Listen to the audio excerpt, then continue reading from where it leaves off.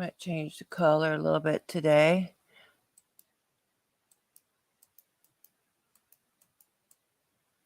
How about that? I kind of like that.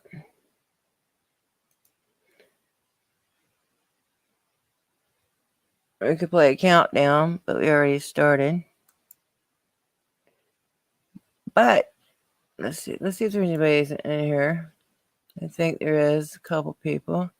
Well, hey, hello, Karen, my dear. Hello, Fiona.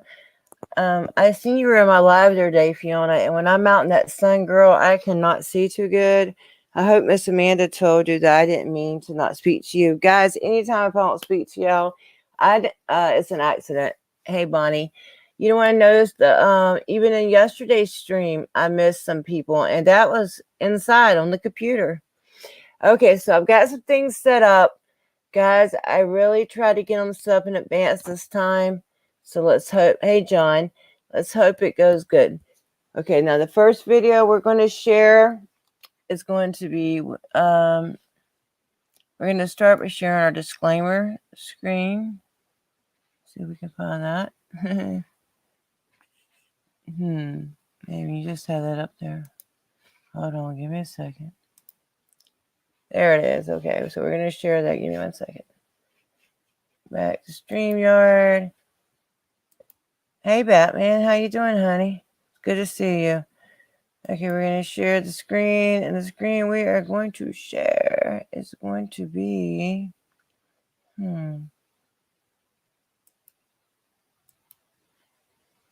It's going to be this one. I thought of it. Yes. Check it out. Y'all like that?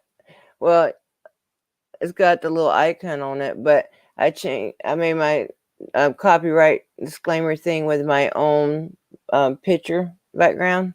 So that's my new disclaimer. If anybody wants to copy it and use it, they're welcome to, but I need to redo it without the thumbnail maker on there. Okay, so let's check StreamYard. So yeah, so that's our disclaimer because we're going to be sharing other people's work. Hey, Midnight Rider, how you doing? Okay, so we're going to share, but we're going to share something different. Now we're going to see if we can flip right to the next thing. Now the first thing we're going to do is we're going to see, this article is a little older. This is about the case we were talking about where the lady pulled the taser instead of the gun. The Kim Potter trial that's going on now. Hey, Jim, how you doing? Welcome in, everybody. Appreciate y'all joining me. Hit the like button, please. Okay, so we're going to start with this. And now, as you watch this article, one thing I'm going to agree with kind of on this with the sheriff is if their policy, it seems like he was following. I'm not taking the side of the police, but it seems like he was following their policy. And I don't know. Let's watch it and let's see how we feel about it. Okay, we're going to start with that, and then we're going to move into a new case that just happened a few days ago. Okay, where a cop shot another cop. So y'all going to want to stick tuned for that. Okay. So let's start with this news article and why this guy said he wouldn't change anything, and we'll see how we feel about it. How we feel. What we think about it. This isn't about feelings.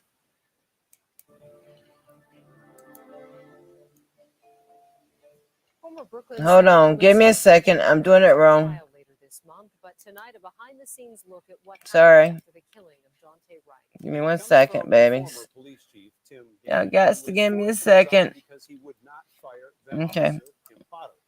Tonight, Gannon is breaking his silence, talking to Tom Lydon. Sorry, 1 second. Randy Kelsey, it is a wide-ranging interview. He would not go into detail about Kim Potter because he was as a witness at her trial, but he had plenty to say about the protests, the activists, and the mayor. 1 second, guys. I want to restart it for y'all. Hey, Amanda, sweetie. We're going to start over. Okay. Okay, welcome in, Amanda. Okay, here we go. Former Former Brooklyn Center police officer Kim Potter goes on trial later this month, but tonight a behind-the-scenes look at what happened after the killing of Daunte Wright. And it comes from the former police chief, Tim Gannon, who was forced to resign because he would not fire then officer Kim Potter. Tonight, Gannon is breaking his silence, talking to Tom Lydon of the Fox 9 investigators. Tom. Randy, Kelsey, it is a wide-ranging interview. He would not go into detail about Kim Potter because he will likely be called as a witness at her trial. But he had plenty to say about the protests, the activists, and the mayor who wanted him gone. Well, it ended my professional law enforcement career. It did. Tim Gannon is a man without regrets. He's also without a job. I just wasn't ready to give it up. After spending 27 years with the Brooklyn Center Police Department, it all fell apart in just 48 hours. The former chief forced to resign last April after Officer Kim Potter killed Daunte Wright.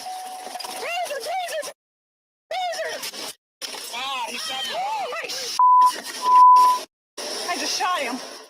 Why did you think it was important for the public to see that video?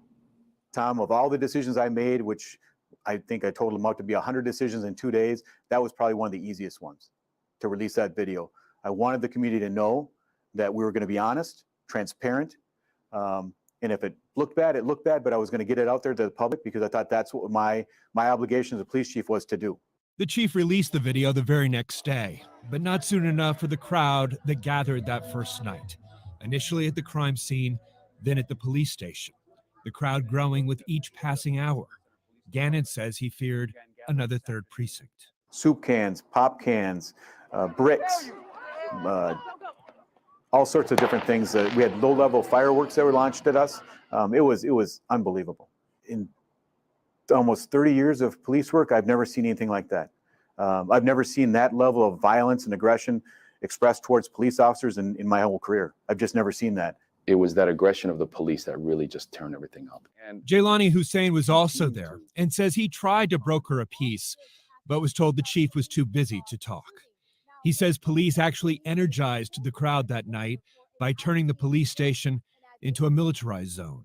at that moment when the problem could have been solved very simply, because no one from our side made any aggression to the building until they came out with their riot gear and stood in front and created a line. Said, here's the battle, now you come. By Monday morning, Mayor Mike Elliott told the chief he needed to be at a 10 a.m. community meeting before his press conference. I walked in, and to be honest with you, Tom, I didn't recognize very many, if any, citizens from Brooklyn Center. It turned out to be a number of activists from Minneapolis and St. Paul that the mayor had invited in to give, basically to ridicule the way that I had handled the protest the night before. Backed by the mayor, the activists wanted Kim Potter fired immediately.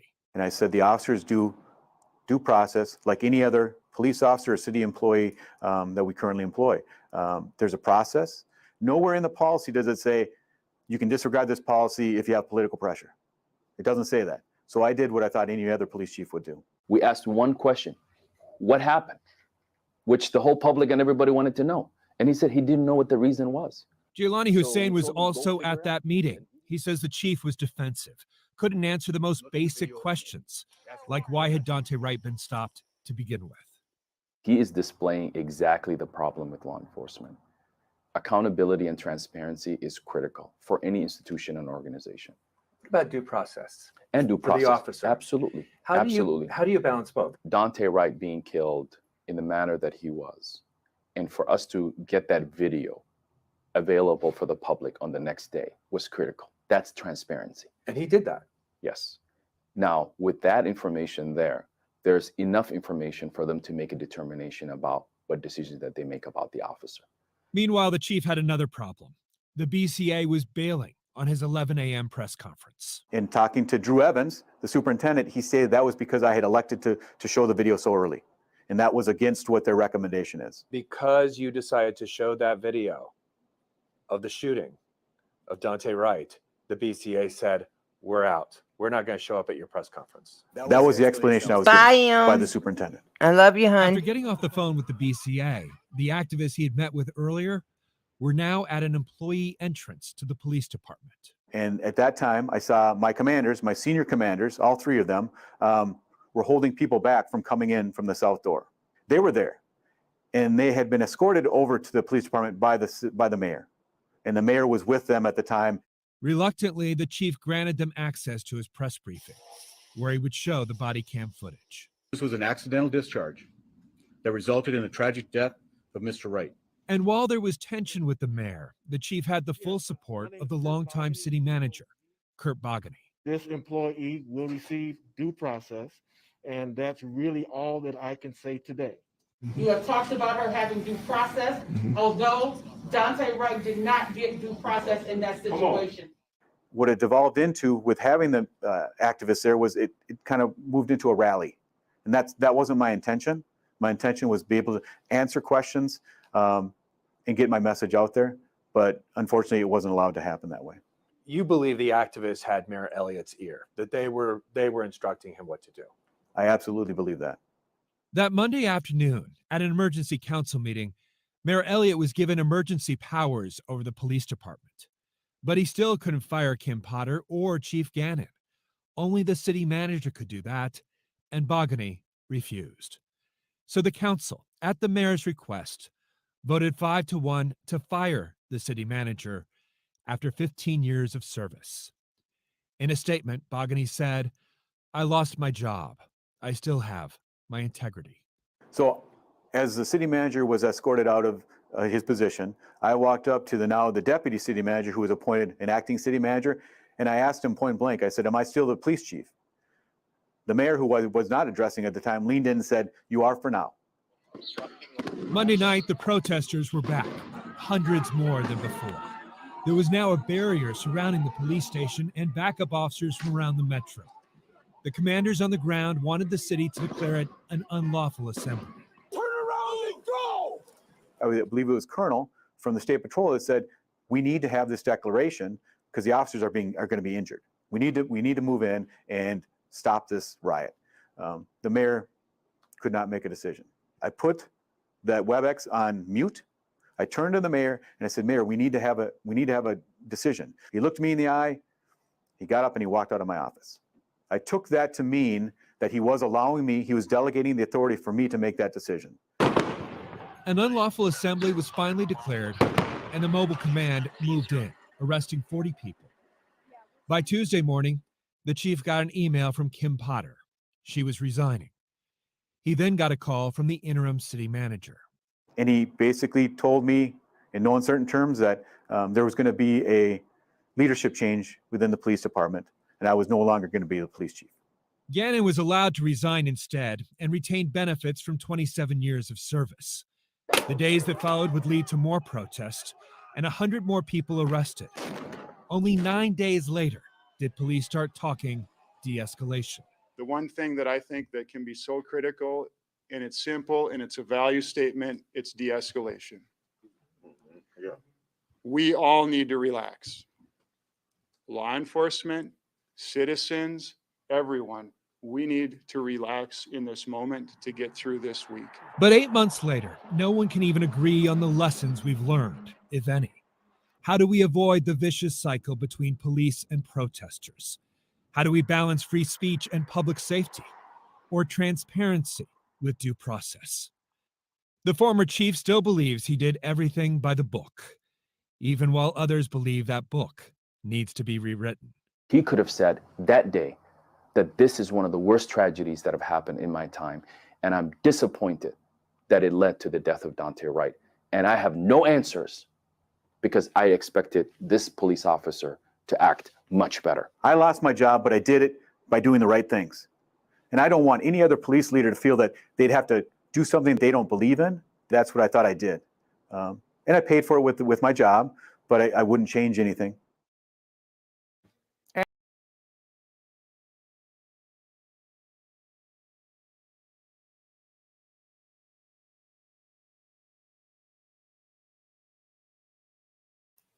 I guess it helped if I unmuted myself. Okay, there's a lot in that article there.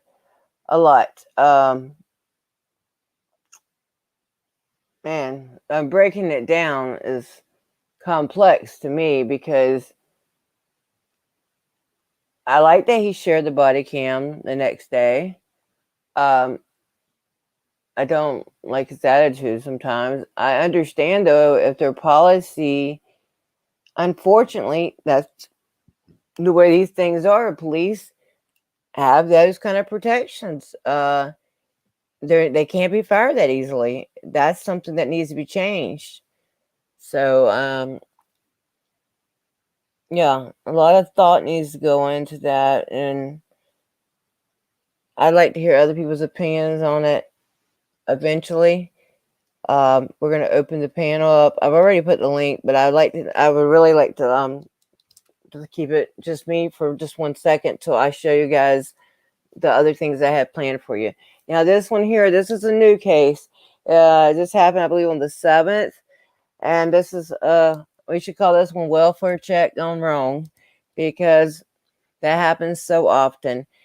Miss Fiona, I want to ask you, that grip mount you have, does it work good as a stabilizer, as like a gimbal? Because I want one like that, but only if it's going to help me stay steady. Okay, so now we're going to get to the next thing I've got planned for you guys. This is about the new case, and I hope we're going to start out with a body cam. This is a welfare check. I think I had a little bit of text I wanted to read you guys real quick. Let me read this text to you real quick. Inbox.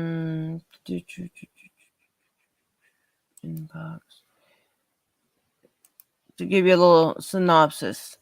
A Hillsborough County deputy fatally shot an elderly former police officer inside his home Tuesday in the Riverview while attempting to do a welfare check. Sheriff Chad, I cannot say that name, guys, I'm sorry, said. Investigators said a neighbor on Longcrest Drive called first responders just before 7:30 a.m. expressing concern about the well-being of the older man, since identified by authorities as 80-year-old Ronald Ehrich, because she saw his garage door open and he had not been seen she had not seen him in at least 2 days. Authorities have released the body cam video and identified the law enforcement officer involved as Deputy Anastacia Castillo, adding that she has worked for the agency since 2015 and has had no internal affair complaints. Okay. Y'all heard me read all that, right? Hey, 801 Life. Okay, so we're going to start off with the body cam. This is a welfare. It does help. Okay. Fiona, yeah, maybe Amanda will give you my number so we can talk sometimes, because I've got to get something. I had a gimbal. It was very expensive. Well, to me, it was expensive. It was $89. It stopped working, and it is Bluetooth connected. Maybe I just wasn't doing it right. I don't know. It was working for a while and then it quit, but we'll talk, girl.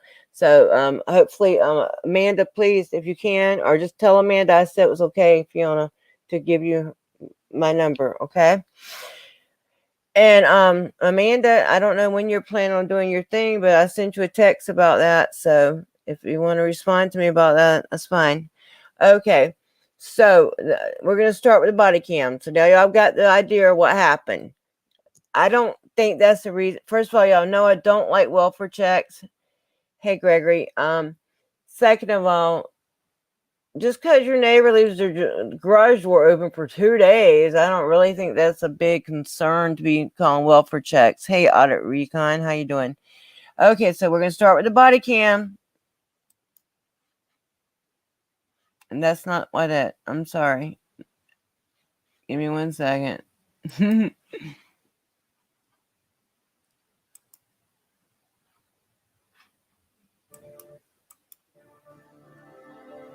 That's not it. Shoot. Hold on, give me a second, guys. I've got it set up better than usual. Okay.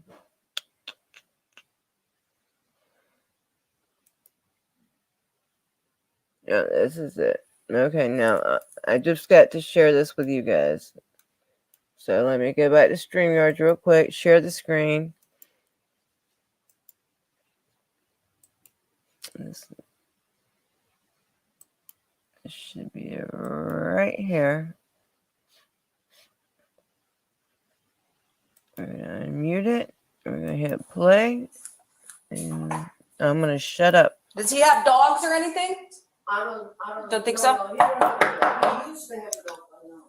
Sheriff's office.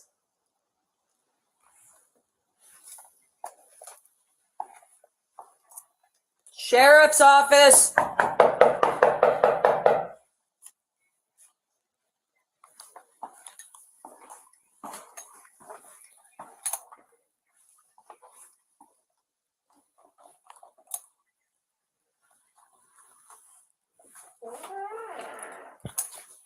Sheriff's office.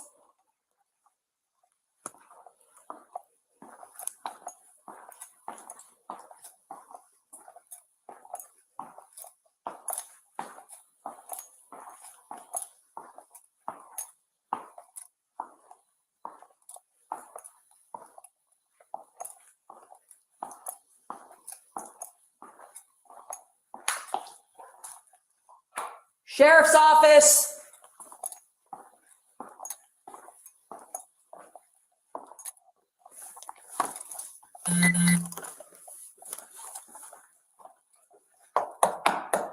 Sheriff's office.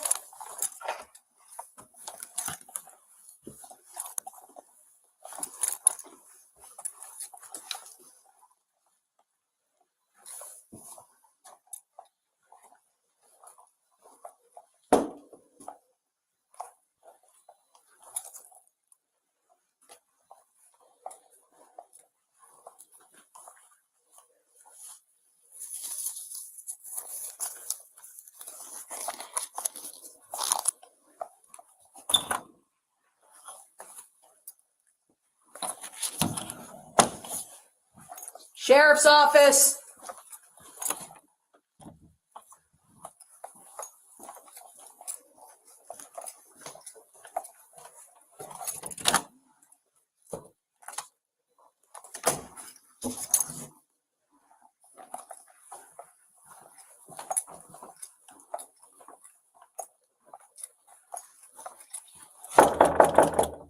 Sheriff's office. Who's there? Sheriff's office, sir. It's Deputy Castillo.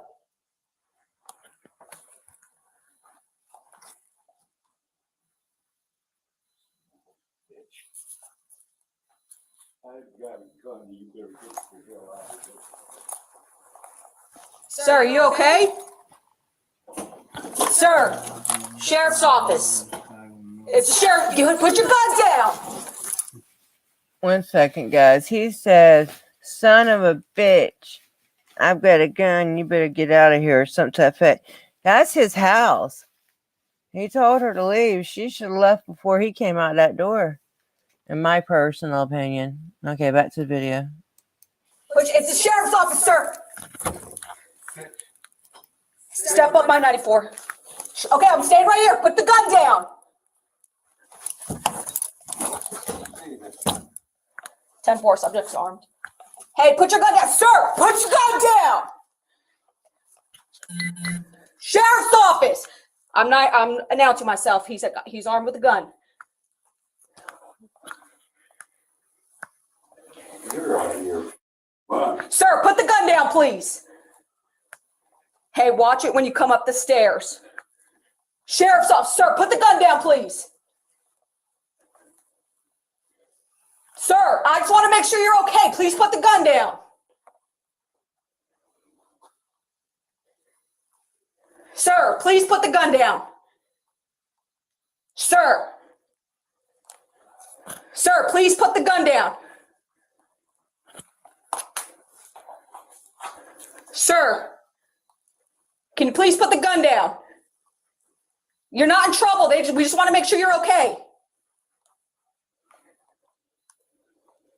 Sir.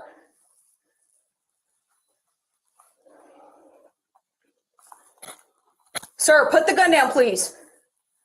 I'll tell you what you do. No. Please put the gun down, sir. Come out in the open and sit down.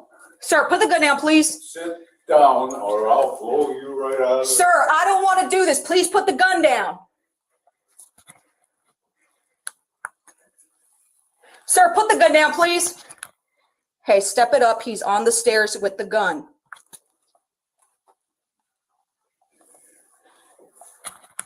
When you come up the stairs, he's going to be to your right. I'm going to be in the bedroom on the left side. Sir, put the gun down, please.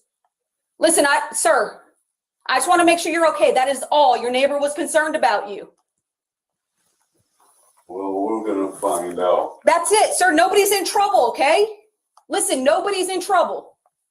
Sir, put the gun down. Sir. Sir, put the gun down. Who the hell you at? Sir. Shots fired. Shots fired. Subject's down.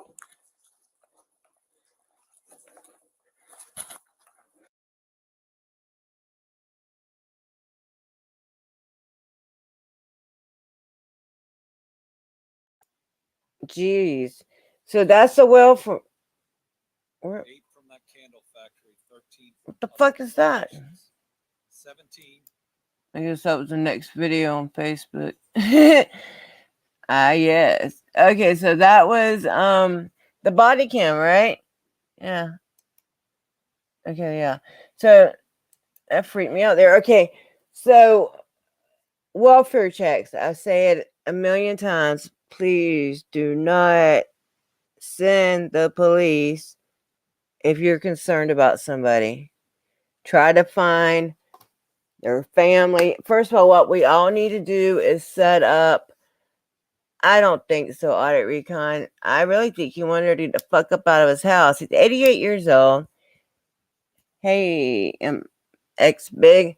He's 88 years old. He was a cop for quite a while. I think about 15 years or something. I read. I tried to do a little research on this before I got into it. So, yeah, we've got more articles on this one subject. So that's, like I said, I'll try to line them up. We're just starting with the body cam. It does seem like he was hard of hearing. And when he did, I don't think he heard her till she finally went back and knocked a little harder on his door. She wasn't being that loud. She wasn't knocking that hard. And I don't think she should have went up in there, especially not by herself. And I don't even know he'd only been not seen for 2 days. I don't know what the extenuating circumstances even was to go up in that man's house. What do you guys think? I mean, I'm not a lawyer. I don't know. I know none of us are lawyers, but some of us have, researched more on certain things than others. Yes, he's dead. He was 88 years old. Yes, he's dead. He is dead. And let's go on. Okay, let's go on further, and then we'll go back and we'll open the panel. I mean, and we'll, anybody that wants to discuss this, and maybe you guys see some things I don't see, you know what I'm saying? So let's go to the next thing, which is a video from Channel 10 in Tampa Bay. So we're going to play that next. So we're going to go to StreamYard. We're going to share it.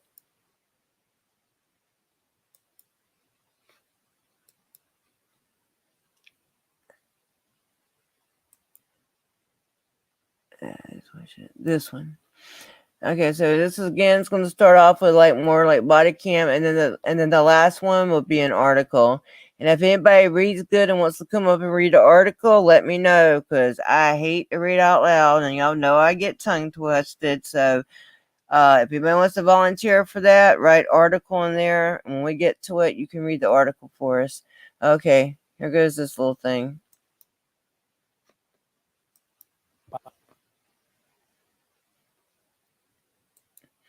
Looks like we're getting a commercial. Hey, Swaley. Hey, Mike. It's okay. Let the commercial play. It'll give us a minute to say hello. Well, I want to make the video big enough for y'all. Let me go back there. Hold on. Body camera video shows a deputy shoot a retired cop in the former officer's own home. We do want to warn you. That's the Some wrong of the one. video here is going to be hard to watch. But Hillsborough County Sheriff We'll Chad make it Chronister bigger. was adamant that it be made public to be as transparent as possible. Now, body camera footage shows her enter the home through the garage. Inside, she can be seen searching for anybody who might help. In the less than 6-minute clip, she can be heard announcing that she is with the sheriff's office at least 13 times. Upstairs, she hears a man's voice behind a door say he's got a gun and tell her to leave. She can be heard asking him to put that gun down 18 times. She explains he is not in trouble, just that a neighbor was worried about him. The video shows her back away into a bedroom. You're not in trouble. We just want to make sure you're okay. Sir.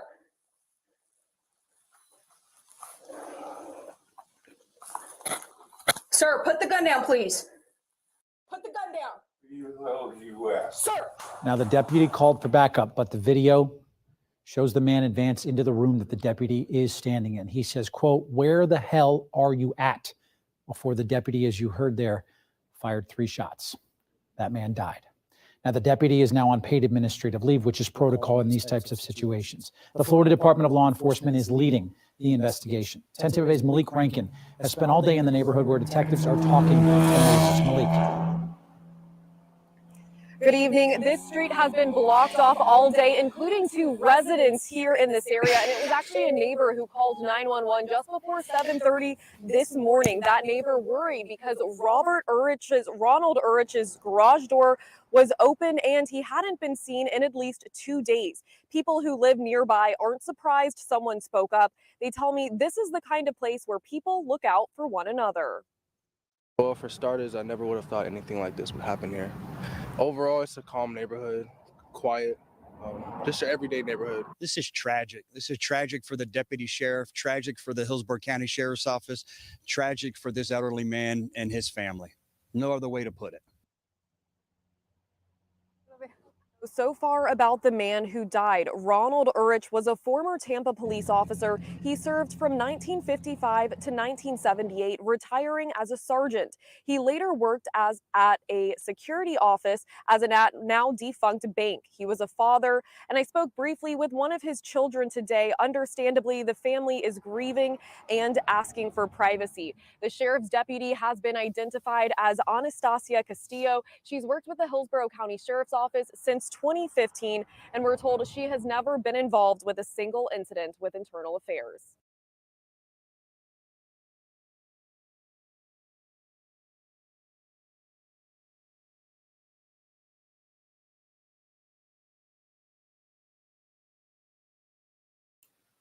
Okay, as you can see, the news, they were trying to fit the narrative. I thought I seen some people come in here. Ellie, Rogue, no, Oregon Rogue, Mad Mark UK, concerned neighbor didn't help much, didn't even know if he had any dollars. First of all, who called? Even if you are in a situation where you feel like you have no other choice but to call for a welfare check, don't call 911. Call emergency, non-emergency. And the best thing to do, how about go over there and knock yourself? This is a nice neighborhood. I'm not saying go up in the man's house. Go knock on his door. Okay? Okay, good citizen says, I own my home. Late at night, 2 cops showed up saying I am a squatter. I did answer the door with a gun on mine and his concealed armor. My better half backed with an AR. Yeah, a lot of people answer the doors with a gun. I watched another one today where a man, they knock on his door. I'll have to find this one. I might have sent it to myself. I don't know. If I did, I'll share it with you. They knock on his door, and they barely say like they the police. They back up so you can't see through the peephole. And so he opens the door with his gun. And when he sees us, the cop, he tries to drop, he goes to set his gun down on the floor. And before you know it, he's shot too. And I need to find that one. Did y'all, anybody know where that one is? Anybody seen that one? This is crazy. I don't know. Why did they go up all in that man's house, man? Oh, that's not necessary. Just because one neighbor hadn't seen him for 2 days, that's a little suspicious for me. Yeah, in this day and age, I don't know. Okay, now we're gonna go to the article. Is there any kind soul here that wants to come on StreamYards and read the article out loud for me? Yeah. I like when my dog answers because she be loud, and I like that shit. Anybody? Nope. Okay, I'm gonna put the article up. Anybody want to read it out loud? Because I'm not. You could come up on StreamYards. I'll wait for you to get here because we got one more article. It's about the same situation. This is the Okay, so I guess I'm gonna read it. I wonder if this is the same video. I'm not sure. Let's see. Yeah, I think it is. No, would you guys believe me if I told you that? That's the same video. Okay. So I'm going to share the screen unless somebody knocks on the door and wants to come up here and read it. Ellie should come read it. Yes, you should. But she surely don't have to. You know, anybody is welcome to. I would like for somebody else to read it, but if nobody feels like it, I understand. Broken, you got a nice voice. You can't come up. Okay. That's fine. I'll read it. Y'all just have to excuse me when I I know how to pronounce these words. As I get older, I don't know. I've always had trouble pronouncing some words, but as I get older, it seems to get worse. And I just don't know. I don't know. I used to be I remember I used to be good at reading out loud even in class. And I've always was ahead of the my grade level of reading. I've always been a reader. I love to read. I don't know. Hey AJ. It's but now it's got where I just always jumble it up, but we're gonna do it. I'm gonna read it anyway. Okay. So let's share this screen. So I think I know I made a few mistakes today, but so far I think we've transitioned between articles and stuff a little bit better. I understand, Ellie. Yeah, my site isn't that great either. I think we've been able to transition a little bit more smoother than usual. And I will get better and better at it. Y'all just give me some time, you know. And eventually I will learn how to edit and stuff. You know, my husband talked to one of his friends that he used to own his own video company back in the day. And maybe he can give me some tips on editing and stuff, you know. Let's see. I want to make sure you guys can see this. Okay, yeah. Okay, so I'm going to read this. The video, I believe that's a commercial, but that's the one we just watched. And then this one down here, I think it's the body cam or something, but we'll see. Let's read for now. The Tampa Police Department confirms Ehrich was a police officer in the 70s. Wait a minute, that's not the beginning. I'm sorry. That wasn't the beginning of the article. I was like, dang, that doesn't sound right. That sounds like it's halfway through. Okay, let's start from the beginning like normal people. Okay, body cam video shows deputy shoot 88-year-old armed former cop in his own home during welfare check. The Hillsborough County Sheriff's Office is describing the situation as a tragedy for everyone involved. No more tragic than than it is to the person that's dead right now, in my personal opinion. Okay. Riverview, Florida. Hillsborough County deputy fatally shot an elderly man who once was a police officer inside his own home Tuesday in Riverview while attempting to do a welfare check, Sheriff Chad said. I can't say his last name, so we're just going to call him Sheriff Chad. Investigators say a neighbor on Longcrest Drive called first responders just before 7:30 a.m.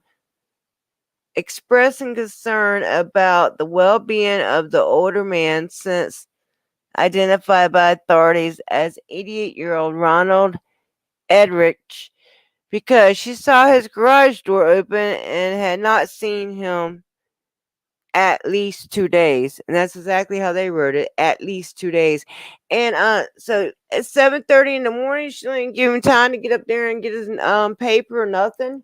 You know what I'm saying? Something suspicious about this to me. I could be wrong, but I don't know. You know? It ain't even 2 days. I wouldn't even notice my neighbor ain't been there for 2 days. And it's 7:30 in the morning. What if he decided to sleep in for once? Shit.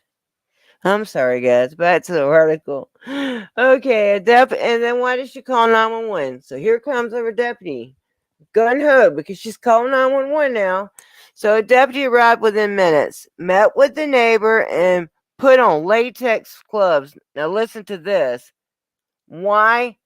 We know what the gloves are about, but this is why the news decided, or I'm sorry, the Mr. Chad here decided to give her an explanation for the gloves, okay? Met with the neighbor and put on latex gloves, assuming Ehrich may have suffered a medical episode and needed her help. The deputy entered the home and began searching, announcing her presence along the way. She walked upstairs, knocking on the wall as she came up, and began checking bedrooms, Chad said. I remember her having her gun out even before she knew he had his gun out. I mean, I understand you want to be safe, but shit, you should be walking in people's houses anyway. Okay, back to the article. I'm sorry, guys.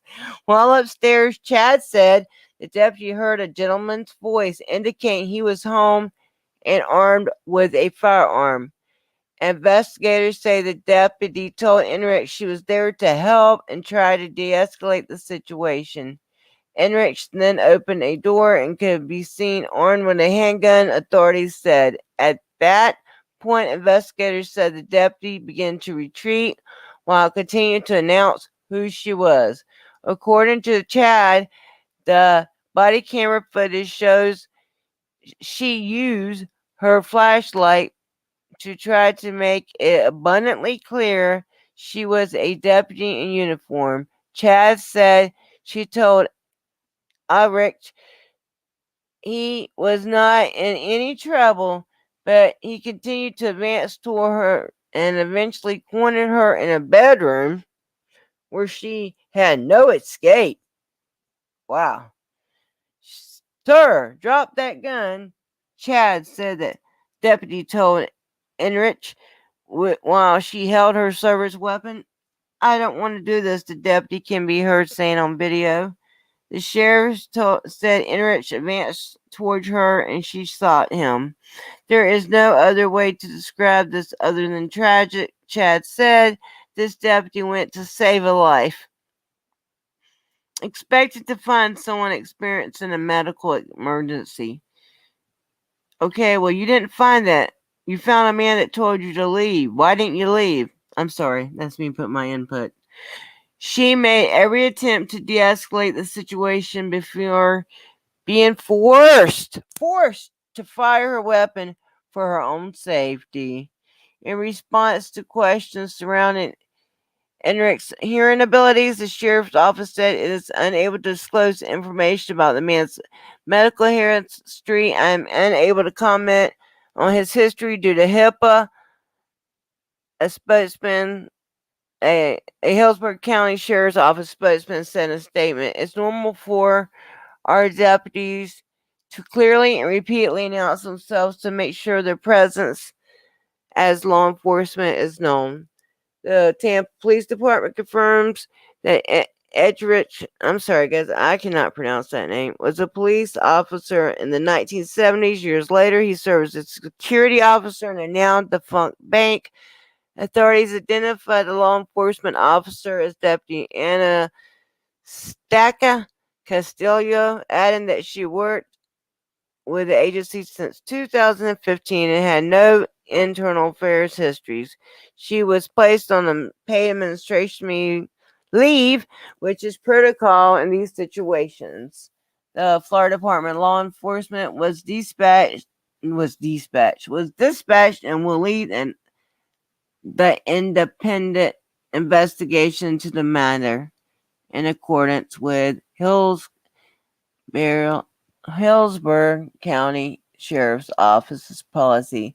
The Florida Department of Law Enforcement will investigate, and I bet you they will find themselves completely innocent or her completely innocent, whatever. Okay, so all those links are in the description. Now, they might not be in the exact order that I played them, but they're all in there. So, man, from one case to another. Hey, Big Heart, how you doing? Good to see you. Good to see all you guys. Yeah, as always, it seems like I'm the bearer of bad news, but no de-escalation. First of all, she wasn't knocking that loud. She wasn't speaking that loud. Again, I don't think the neighbors should have called. I don't think they should have called that early in the morning. I know a lot of people wake up early. I wake up early myself. But, it's a couple hours before I'm ready to go show my face to the world usually. You know what I'm saying? It's only been like 2 days. Something's up. I'm sorry, guys. That sounds suspicious to me. And then she doesn't even know if the man has dogs. But you can notice you never noticed if he had a dog, but you noticed that his garage door's open and you might have not seen him for 2 days. I don't know. What do y'all think? Okay, Ellie's gonna come up and maybe she can give her opinion. I like to hear it. Good morning, beautiful. How are you? I'm pretty good. Good morning, Ellie. Thanks for coming up. Well, thank you for doing this. I came just a couple minutes behind, so I was just catching the tail end of the first part of the story you were doing, but the second one, wow. Mm-hmm. So you know me, I have lots of opinions. Yeah, well, that one there's a lot. Let's see. Let me think. The second one. See, y'all know my thoughts. The second one's the body cam, right? The 88 Yeah. Okay, yeah. Okay. So there's a couple things. I'm gonna mute for a minute while you give your opinions. Okay. Oh, I muted you. I'm so stupid. That's funny. That's the best thing you could do. My husband wishes he could do that. I bet he does. My husband wishes he could too. Okay, I'm gonna mute me, honey. Okay. And I like for you to give your opinions. Okay. So first of all, this man was 88, for God's sake. That neighbor, if you couldn't go over there and call, I guess it wasn't such a chummy neighbor. Okay. Or knock on the door and say, hey, are you okay? 7:30 in the morning, you need to call. That man is, if he wasn't sleeping, is on medication. I'm on a lot of medication. Maybe it made him groggy. I'm sure he's hard of hearing and slow. You think that the police, well, let's not think. They have the man's phone number. Okay. All you have to do is put the address in and the police have the phone number. Maybe call first. Or the minute he said that he had a gun, you get the hell out of his house. That would have been a smart thing to do. You heard him. So obviously he's okay. When he addressed you and said he had a gun, he didn't say, oh, I need help. Thank you for coming. He said, I have a gun. So leave immediately. I understand the glove part because there's two sides to the glove part. One could be because he needed medical attention, or what if she was walking into a crime scene and you don't want to touch anything. So I understand that part. I don't think that part's big. I don't also think that it's anything strange. That's the only part that I really disagree with you. I think this is their go-to action of what they do when you have a welfare check. The first thing is to have your hand on that gun or have it pulled out. I feel bad for that man. But in a way, he did know what the procedure is. But on the other hand, he probably didn't believe that she was a cop because he's thinking, what the hell are you doing in my house? And he probably didn't hear what she was saying. He just heard sound. And he has the right to defend himself. What pisses me off even more is that it was murder for hire. The minute you say that she is on paid administrative leave, what the F? I don't think in any situation where an officer is involved in a murder like this, or any murder, you should never be put on a paid administrative leave, period. End of story. You should be put on a leave depending, and if you're found to, not be at fault or the situation was what it is, then you go back and pay them. But you don't pay them during this time because Right. That trust makes me, sense because if they're they not are going back, taking the money back right, if she's found guilty. They and don't if they, take that money back. right, and if she is innocent, then pay her afterwards. I agree with that. I never even thought about that, Ellie. That's wonderful. That cracks me up. Everybody just wants to pay them, but you can't recover that money. Once you pay them, that's it. So how about you don't pay them I like at that. all? For anything. No, no sitting behind a desk either. Listen, you're suspended without pay, furthering the investigation. If the investigation clears you, then we'll go back and pay you. But if it takes 6 months, a year, well, maybe you'll start to think twice before you just go shooting 88-year-old people in the privacy of their own friggin' home. And if you thought it was, again, in my opinion, just my opinion, not the opinion of the channel owner or anybody else in chat, but only my opinion, since you asked, is how about if you thought it was so serious that nobody answered the door, you didn't enter the house until you had backup. Right. How about you do I that questioned instead that of too. going in by yourself? I don't know why. First of all, I would have never went in there by myself because, like you said, what if it was a crime scene? What if there was an active crime going on? It was stupidity plus, and for her to go in there by herself. And a lot of people do have guns. And I would have waited for backup, and I would have been a lot louder. And I don't think I'd have went in there at all. It had been enough time. There's people that have real concerns. I hear it all the time. And they try to get the police to go in people's house. When people are for real, and a lot of times there's really a body in there, and they have to beg them, or they don't go in there, and they find it a day later than they would have. When it's like somebody that really knows somebody, and their mama's like right there saying, "Hey, I know my daughter. Her car is here. She would answer me," and they won't go. They won't do it. Then you understand. But in a situation like this, when this lady barely don't even hardly know this guy, though they're willing to go all up in his shit. Now, here's another thing. He happens to be a retired police officer, correct? So I think every officer should watch that, because here is somebody who was a retired police officer, okay? And he acted the way any other homeowner who is not a police officer would want to act when some strange person comes to their house. So instead of pulling out your gun, I don't want to hear how remorseful she is, because I'm sure the crocodile tears will come. I'm so sorry. I didn't mean to kill him. Okay. How about you take those same precautions to every single person, because that retired man acted the way any one of us would want to act. But now the media picks up the big story because, oh, it's a retired police officer. So should we care more? I don't think it should care more. Look at all the innocent people who die of these home invasions. Mm-hmm. Yeah, definitely. We should definitely care, but not more. We should just care in general. And I think it's a good thing that shows that a lot of people come to the door with their gun, and even the cops, but they want you to put down their gun. Mm-hmm. Notice this retired guy wasn't putting down his gun that we could see. I mean, shit, I don't even know. I couldn't see him. I couldn't see him. So, I mean, she was just blindly shooting, and that they were killed because that's what they're taught. She could have retreated further in that room too. You know that, right? She absolutely could, but stay out of people's freaking houses. Did the man do anything wrong? He died. His crime was leaving open his garage door and not saying hello to his fucking neighbor. Yeah, some nosy Nelly. I didn't come say hello to you. So that's why he died. Mm-hmm.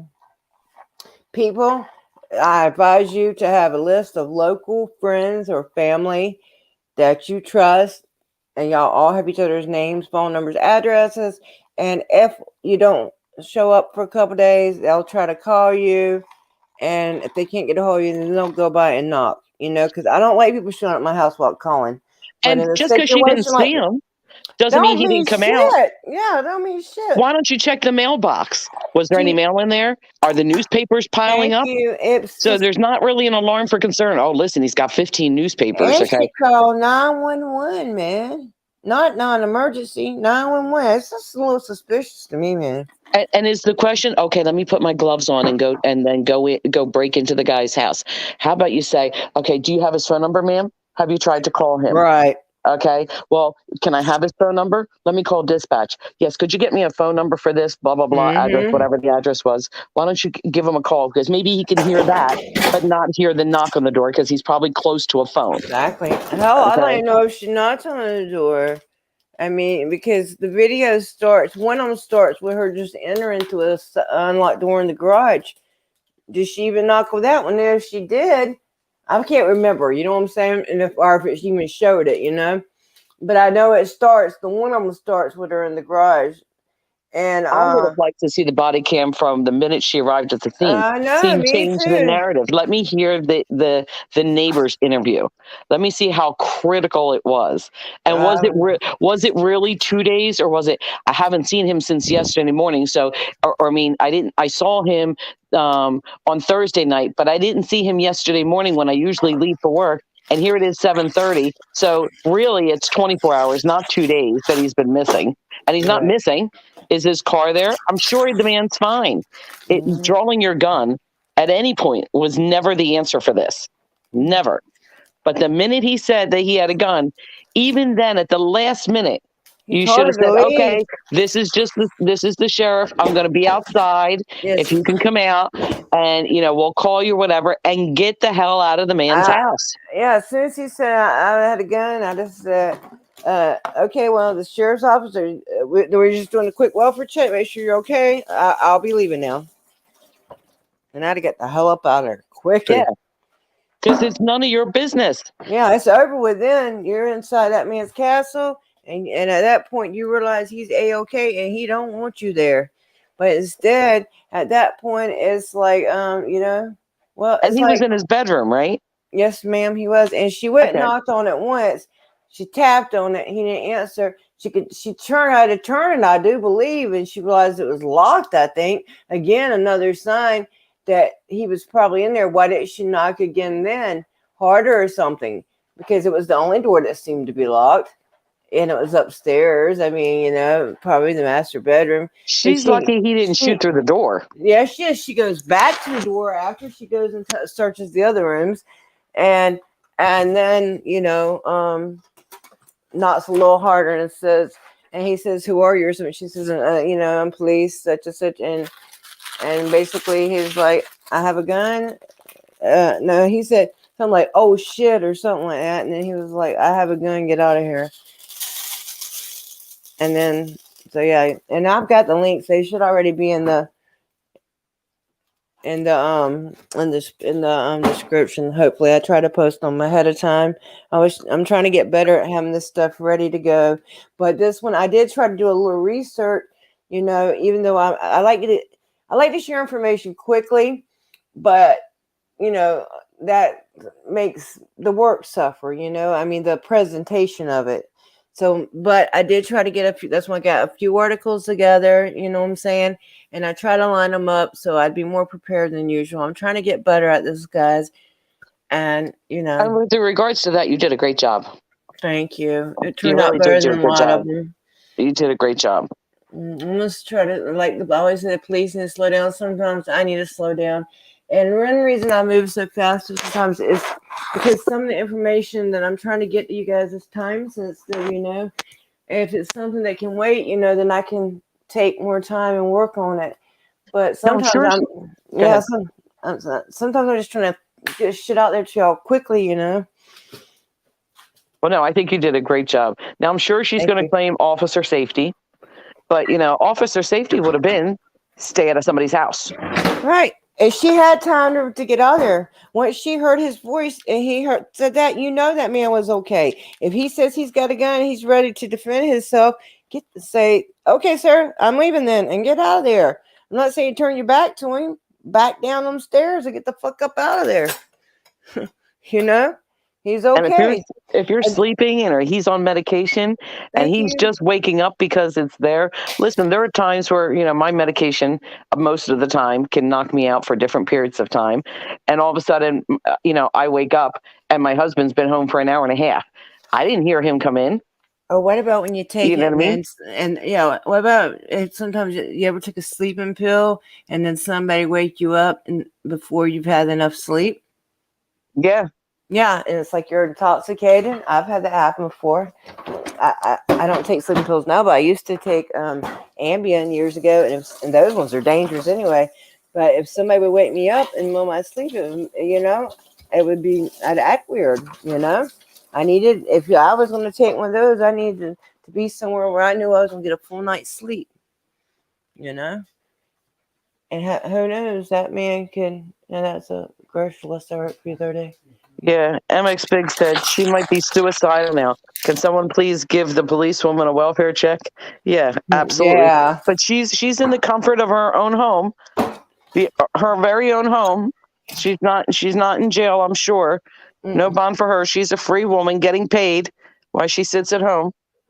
Because that's that what was we 3 do. shots too, Ellie. 3 shots. Yeah. I'm thinking. It's another thing. Well, just in case the first 2 didn't hit. Right. It's like that poor man in the wheelchair who got shot 9 times. Yes. Just in case the first 8 didn't kill him. Let's be judge and jury. So his crime was that he didn't say hi to the neighbor. Okay. He wanted to be in his own home. He maybe wasn't feeling good. And he didn't give up his weapon in his house and do what she said. She knew he was okay. He responded. She knew he was okay. At that instant, you leave.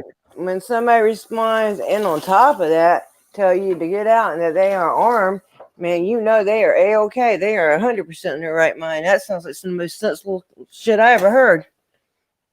Yeah. Okay. To be honest, I didn't hear this story. I don't even know how long ago did this happen? The 7th of December. The 7th. Wow. That's why it's new, but even though it's new, I still decided to take a minute and slow down and try to get a few articles together, because I said, well, it's already been like 3 days. So, why not just grab some articles and get them together? And I also eventually would like to go into more research, like about how many people wind up getting like killed on welfare checks. Not today, but that's something I would like to know, I'm sure that percentage is very high. I'm sure it is. But where did this happen again? I'm sorry, I missed that part. Do I even know? Let me see. Let me look.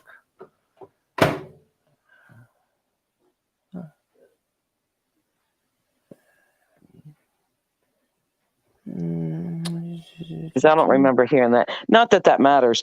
But, it does matter. But they were very clear in both the article that you Well, read. it was right near Tampa, Hillsborough County. In Tampa, okay. Yeah. So they were very clear in the article that you read and in the news that you did, in the news clip that you did, that the department policy is to put her on a paid leave. Right. I'm still like, so every officer that goes out and kills somebody can be assured that they will be paid for their service. Yeah. Of killing these dangerous citizens that are, asleep in their own bed. And then paid. Right. And then he got in trouble for the people wanted him to fire her instantly. But he said that was against policy. And unfortunately, that is the way it's set up. They do have a due process. We need to change that. He was following orders. Everybody else. I'm not trying to take his side. No, that's funny. No, but that's funny exactly what you said. What's good for the goose is good for the gander. You know what I'm saying? But that's funny exactly what you said, because they have the right to due process. Well, doesn't every citizen have that right? Yes. It seems like it's only the right for the police officers. You'll get that process. You'll get paid. Okay. You don't have to work. But if that was anybody else, okay, or let's say that man shot her. Let's say that he actually shot her. Do you think that he would have been A free, mustard. or do you think that they would have had him in jail? Because I'm voting He would for be they would have free. put that man No, in jail. he'd be in jail and he'd have to fight it. And it'd be a miracle. It's very Absolutely. rare, but once in a while, one. But I don't think the way this case was that he'd have won it. I doubt it. That was my mustard. I'm making me some pretzels. Good Right. Citizen said, so the police department is going to say, leaving a garage door open, they can come in and shoot people dead. Listen, I don't care if my front door was open. Stay the frick out of my house. That's happened before too. Yeah, what I was saying is I don't think they should have no. I mean, they should have any. If they do something criminal, of course, which is criminal, they should have the same, criminal, judicial things we have. But as far as this policy about you can't fire one and all that stuff, that police union shit, I don't agree with that. But what I'm saying, if it is the policy, how can everybody call for this man to get fired for following policy? The policy needs to be changed. Oh, absolutely. And I am no way changed. defending this man. I am in no way defending this man. What I'm saying is, right is right, wrong is wrong. The policy does need to be changed. Yes. You mean you're not defending the woman? Well, the man or the woman. I mean, her boss, because her boss is him. He Okay. wound up losing his job, I guess, over it because the citizens wanted him to fire her immediately. But oh, now you're talking about the Dante Wright thing. No. Am I? Yeah, Yes. I am. Yeah, you're I'm confusing it. Yeah. Yeah. I'm sorry. I'm so sorry, guys. Yeah, I started out with that one because we had discussed that, and was that yesterday? No, the day before yesterday. I had made a video about Dante Wright and Kim Potter when the new body cam that came out with her act like she really cared. I agree with that body cam being shown immediately. I think that the chief should have had more facts than what he did, but I agree with the statement somebody made where he should have said this was the most egregious thing that I've ever seen. The person is on leave. I don't have all the information, so I can't answer all your questions right now because we're still, looking into everything, but transparency. Absolutely transparency in the case. So I believe in doing that. I believe that she should have been fired immediately. But again, right. But again, his hands were tied, and and this is not. But he did release it, and I think that was the right thing to do. Yeah, and I'm glad he did that. And I am in no way taking his side or her side. But the thing is, as long as the policy's in place, he couldn't just fire her up front, even if he didn't wanted to. But yeah, that was big of her to resign, wasn't it? That was big of her to do what? That was big of her to call on Tuesday and resign. That was big of her. How nice of her to resign after she killed him. Okay, listen, you don't need to pay me anymore because they were some fake tears when she shot him. They were some fake tears. She knew immediately what she did. She knew. You don't mistake a gun for a taser. I'm sorry. I don't want to do this. She knew she was going to shoot him. Yeah. I mean, and that's another thing. If he'd have been hearing, well, I mean, I don't know. I know you're back to the 88-year-old guy. Seems like he'd have knew that she was willing to shoot. You know what I'm saying? I don't know. Maybe he never even understood she was a cop. I don't know. I just don't understand when they kill somebody, why do they get paid? But if we kill somebody before all the investigation has happened, we're in jail and have to bail ourselves out. But they're in the comfort of their own home, given the benefit of the doubt until they can prove that they're guilty. But with us, it's different. Bailed out. And that's a problem. If you can get a bail, I'm sure there would be no bail. I'm sure there would, or it would be so ridiculously high that somebody can't afford it. Oh, sure. Okay, he wants on bail. We'll give him bail. Here's $250,000. Good luck with that. But they get to stay in the comfort of their own home. Killing a cop, I bet you wouldn't get no bail. Well, he said that he had a gun. I'm sure he did. That's not, that wasn't in the article, but I'm sure he did have a service gun because he was retired and he was. Oh, God help us. He was security for a bank. Good Lord. Mm-hmm. I wonder if he was the bank that I used to go to because there was somebody there that looked 88. Really? What are you going to do? If somebody robs a bank, really? But I'm sure he did have a gun. And there shouldn't be a problem with that. There is He has the none. right to She have a should have gun. left his house. But You know? she thought, I'm sorry, guys. She thought she had the right to be there. But I And understand what he's saying. He could have just been saying that to have the person leave. Because if you possible, don't but have a gun, you can say, listen, I have a gun, leave, get out of my house. he wouldn't You have came know? out that room though. Well, I don't no, think. but maybe he didn't hear her and thinking that she was leaving at that point. Remember, he's 88. I'm I sure know. his hearing is altered. I'm sure it probably is too. But I mean, if I lied about having a gun, I don't think I'd have came out that room. But I don't know. Everybody's different. Like I always said, we never know how any of us would act in a certain situation until it happens to you. No matter how well you think you're prepared for it, you just don't. You hope you'll do certain things, but you try to prepare to do certain things, but Yep. you just never know. Good citizen's right. He did give her a warning. Mm-hmm. All he did was warn her that he had a gun. He says that he could have just shot her Right through that door with the skills that he had, but he gave her a warning, and that warning cost him his life. Yeah. But again, if he would have shot her, he would have been arrested and in jail.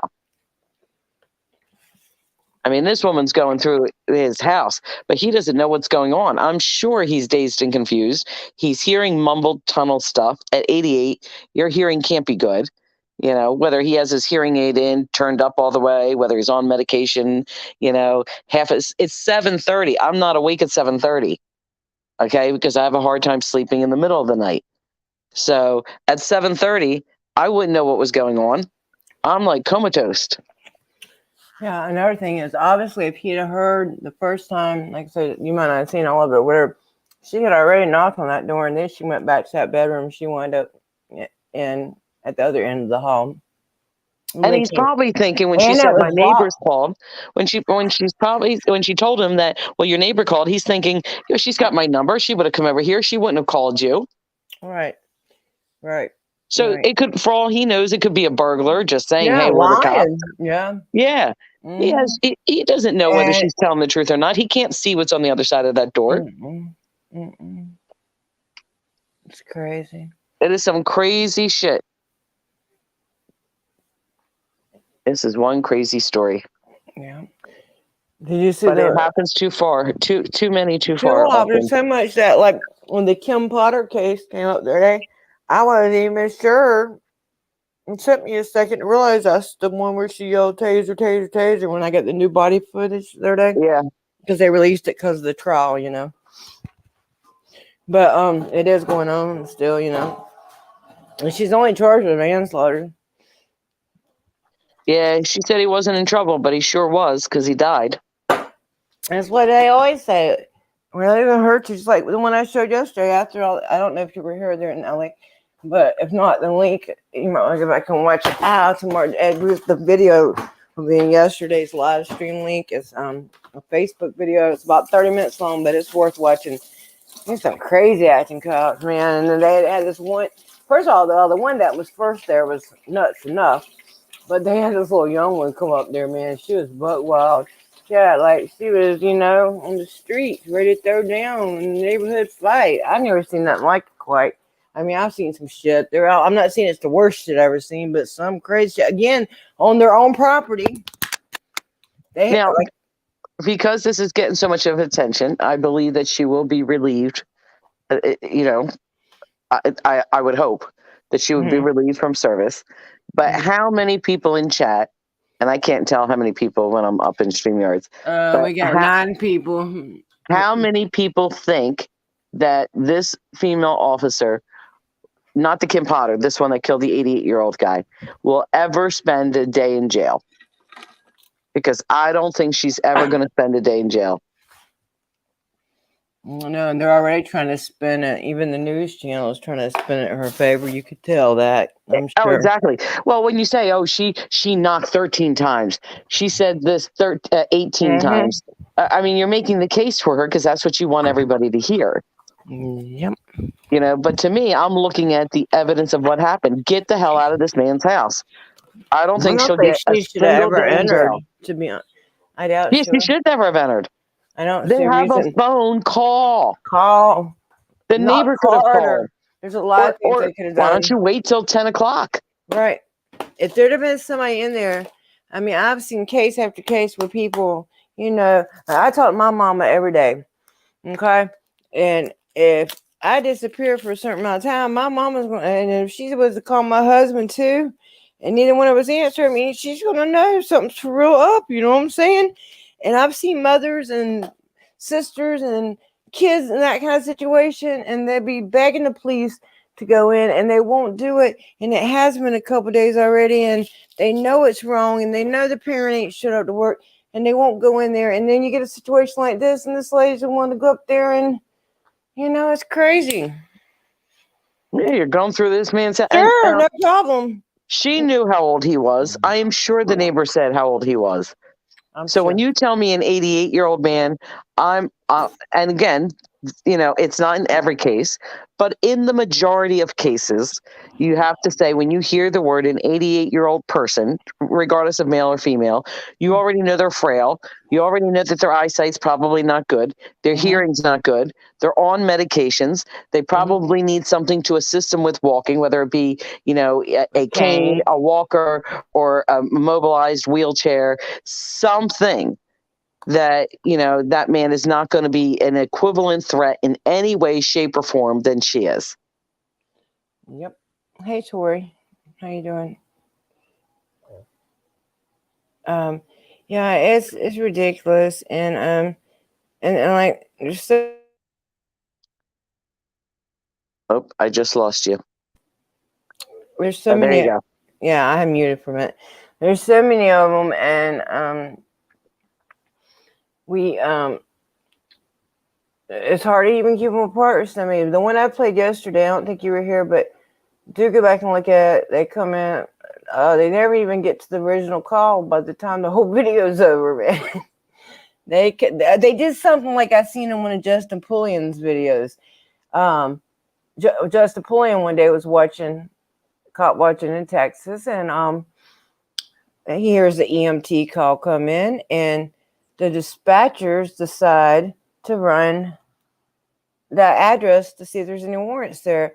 So the people asked for medical, and instead of dispatching them straight to medical and all that and just getting out of it, they wanted to find out somebody had a warrant, so they sent a cop there too. In fact, the cop, I think, came there and took the man away before they even got to the other guy. But anyway, regardless, it's like you're calling for one reason, and instead of just sending the medical emergency out there, they're checking everybody for warrants. So in this case, the one I showed yesterday, the woman's daughter had called the police, I guess, for a DV or something incident, and the woman's son was at home, but he had a warrant. So on the way there, they ran it and seen somebody at that address had a warrant. And that's all they became interested in. They forgot all about the original call. And that guy wasn't even there. The woman's son wasn't even home. And you don't think that neighbor told that police officer that he was a retired cop or that he was security for a bank, or, you don't think she mentioned that? I don't know. I wish we had the body cam. Yeah, because I'm sure that it came up in conversation. If she even he's knew a him. nice old man. He's a retired cop. Hell, I'm curious. I would love to see the front of the house. Did he have anything like the thin blue line out there? I don't know. I'm curious about that. No. See if that thin blue line protected him. We need to look into it some more. Like I said, what the research I just found out about the case this morning, and I just grabbed. The research I did was very limited. I'm not gonna lie. Well, no, there are questions that they're not going to put that information out there. They're not going to put that. They're not going to put that interview with that 911 caller. No, it hasn't been released yet. Yeah. No. Well, because she's a witness in an active case, so they're not going to. That's something you'll have to wait for the trial. Because I'm sure she's going to plead not guilty. Let's be honest. Of course. She's not going to, or she's going to make a sweetheart deal that says, okay, 6 months probation, and unfortunately you'll lose your job, but don't worry, you can have this expunged from your record, And you I'm might sure get a that'll be a deal. Bible and a hug from a judge. Yeah. You never But we'll know. have a farewell party for you too. Don't worry. Yeah. But we'll drag it out as long as we can so you can get paid. You know, give you time to maybe find another job someplace else. Because that's always, you know, a possibility. Yeah. Especially when we don't have our own list. But I heard that OPI, I think, is Open Government Investigation. I think that's what they said, is starting our own list, like our own Brady list. We need one. We need one bad. Not that we can keep them, but hire them. But when they do get hired in new departments, we can alert the residents in those departments and then those neighborhoods and say, look, this cop was just hired here, and this is what happened at the last place. Blah blah blah blah blah. And of course we'll have receipts because they'll be public record. If people are not scared of the police out there, I don't understand it, because you can't even go to sleep without worrying is the cops going to come storming my house for whatever reason. Maybe somebody didn't call, maybe they had the wrong address. That has happened multiple times. What about the medical? You never know. What about the medical alert thing where the guy got shot? It wasn't even. They said it was some kind of breathing machine or something, and it wasn't even from his house. He come to the door with a gun. He didn't even open the door. The cop seen the gun through the door. He lived, though, thank God, and he shot him. I'm getting tired. Well, that was a bad aim for that officer. He probably got reprimanded for that. I can't remember. There's so many damn cases that I can't keep them all straight. That's sad. And I know that, like, on this lady, the Kim Potter one, I know I had made a video, I do believe, when it originally happened, but I could never find it. I have like 400 and something videos, so sometimes it's hard. But even though the guy was a retired cop, I still feel bad for him, because I can put myself in that situation. I feel bad for it. That could have been me. Yeah. Easily, that could have been me. Even though they don't treat us like human beings, I still see them as human beings. Even though a lot of them act like robots. I wouldn't want to see no harm come to anybody, even a cop. Even the one that killed my best friend. I'm not my best friend, but one of my good friends. I wouldn't want to see no actual harm come to him. I would like to have seen him lose his job. I would like to have seen him be maybe prosecuted, but that didn't happen. He was given training on how not to be so aggressive. Oh, yeah. There you go. Training. Yeah. More training. They don't need more training. They need correct training. They need And there was different nothing training. to de-escalate on his side. She could have easily have de-escalated by leaving. That's the thing. All she had to do was walk away. Just walk away. Hey, Mexican long hair. She wanted to. Hey, John. She wanted to show her authority once she was in there. Once they're in there, there's no back down. Once their egos clicked in, there's no backing down. That's like when they get stuck on the ID thing. Part of that's they're so stuck on ID, and part of it's their ego. They've never been told no before. Some of them, the first time they're told no, it's just they just don't even know how to react because so many people have just complied. I asked my husband earlier because he told me. I said, "Did you used to protest and stuff when you were little?" When you were little, no. When you were younger, because he grew up like he was a teenager, like during the Vietnam time and shit. And he was like, "Of course we did." And I'm like, "I was just wondering, because like, do y'all become order followers when you get older?"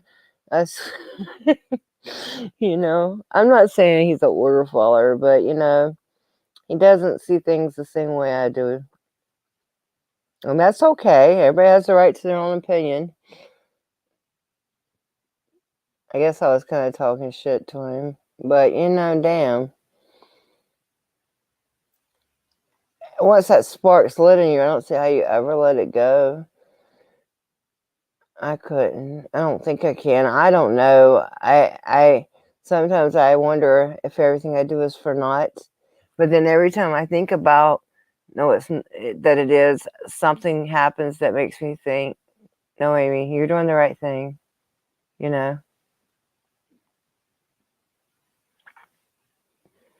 If I ever feel like I'm not, then I'll stop.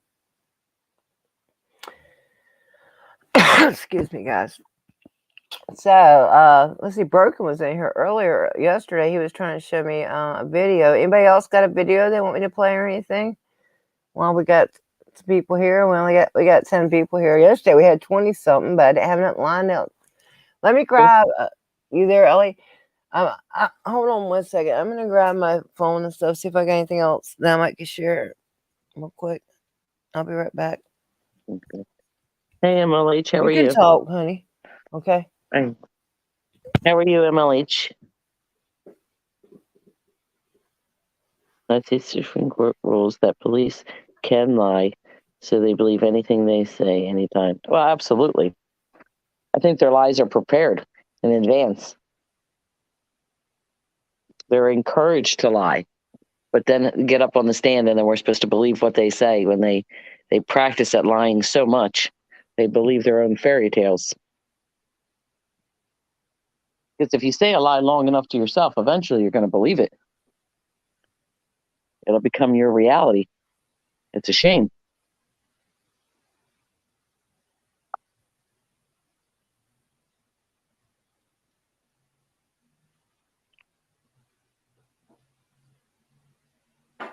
How's everybody else in chat doing? United States Supreme Court ruled they do not have to protect and serve. That's true. They do not. They're not responsible for our safety at all. No, they're not. The Supreme Court has ruled. Even the other day when I did that little cop watch, I don't know if you've seen it, but I followed this cop, and then they were saying like I was up on the grass, and they were still acting like crazy. Well, and then MX Big said, my brother keeps calling cops on me for welfare checks. The last time he was drunk and told me he hadn't seen me for years. They still come and harass me. Oh, Lord, you're not very close to your brother. He's trying to get you killed. That's what's going to happen. But he might not. You might want to put a sign up on your door that says, officers, I'm fine. Please stay away. Yeah, and get some. But then they might say that that's suspicious, and then no, that's not a good idea. I would give me some no trespassing signs, and I would also go down and try to talk to one of a bigger okay, well, cop. that makes sense. He responded, he wants my parents' inheritance. Yeah, So he's doing that on purpose. Maybe you can go put something in the police department so they'll have like a flag by your name or something. I'd go down there and try to talk to them and say, look, this keeps happening. This is why. And I'd get copies of all the times he's called. And maybe they could at least put a note in the computer saying, look, this is probably bullshit, because if not, you're eventually going to get killed. And I'd put me some no trespassing signs up everywhere, and I'd get me some damn cameras everywhere outside. That's your brother. I hate to say it like this, but it sounds like that's his free murder for hire. Sounds like he doesn't even have to pay them, but he knows that at any point in time, you get the right officer going there, they're just going to shoot first and ask questions later. So, let me see if I got anything else that I might have lined up to show you guys. Sometimes I message myself stuff. Yeah, they have to come, but can they come without guns? Can you have them, request that the officers leave the gun inside their vehicle? I wouldn't have went in that house. She was dumb to go in that house. She could have got killed herself going in that house. Stay out of people's homes. A lot of people have guns. Don't go in their house. I would probably want to file harassment charges against my brother if that was the case. Yeah, you need to do something. That's harassment. Ugly, and you go and definitely get you some no trespass signs, and you might want to get a restraining order. Yeah, something, because it's and if the police know and they're still playing along with it, that means they don't care. That means they'll hurt you in a heartbeat. They'll kill you in a heartbeat, and you might go to one of the higher ups, but most of them don't care either. But I would try it at least and I would get a copy of all them calls he's made every single time I'd get the copy of the call too, so you can hear his voice if he's drunk and shit and that. You understand? Put all that Yeah. shit together, and go try to get your restraining order. That's what I would do. Mm-hmm. Yeah, so he leaves you alone because Nobody's gonna do it for you, baby. that's craziness. And he used to be a barrister. Or do you mean? Does he mean barrister as in attorney, or like a bartender? You see? Oh, you can't see the comments, Ellie. I can see some, but I'm not trying. I don't know if It's he okay. types It's wrong. okay. Okay, it's okay. He's a nasty bard. I don't know what he is. But yeah, that's dangerous. Yeah, well, for checks are dangerous. And then it's High and Flex was saying there's an app that you can use, like Yeah, because you got to do something because you're your going to local be fighting for people. your life. I mean, to be honest, you got to sleep with one eye open, Yeah, that's terrible when you're on. waving a flag out. You need to get your security system. Could You I need to be get a founded good cameras. lawyer in Australia? He's in Australia. Yeah. Yeah. Okay. So he's a disbarred attorney. A That's what barrister I is an thought. attorney. Oh, and you're in Australia too. Yeah. Oh Lord, Australia, my poor people in Australia. Hey, But Patrick. definitely, you want to like a harassment and stalking because listen, you can't file false police reports either.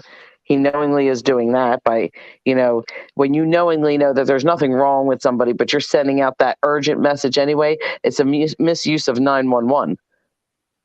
So you shouldn't have to keep moving. That's a shame. Yeah, He this says is they keep terrible. moving. You shouldn't have to know. keep moving. So that is stalking because he keeps following you where you go. Who keeps telling him where you live? Well, you know what? If he's a lawyer, he's got friends. They have connections anyway. Thank you. What am He's I saying? in high Nobody's got to places. tell him. Yeah.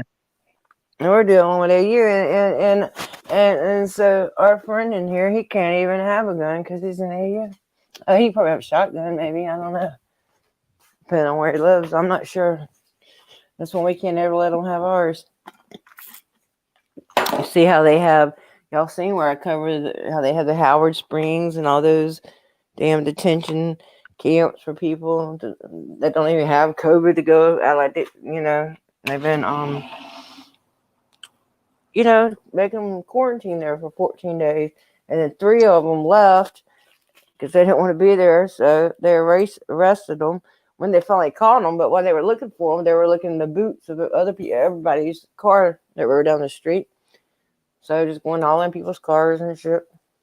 No privacy. But I think in this case, you can prove if he keeps finding out where you live, you're not telling him, and you don't have a relationship with him. Then, I mean, to me, the intent is: did you ever call your brother? Did he ever call you? Is he knocking on your door? Is there phone calls where he's constantly trying to reach you? I'm sure there's not. So, I mean, there is intent there that the first call you're making to is whatever the local police is in your area.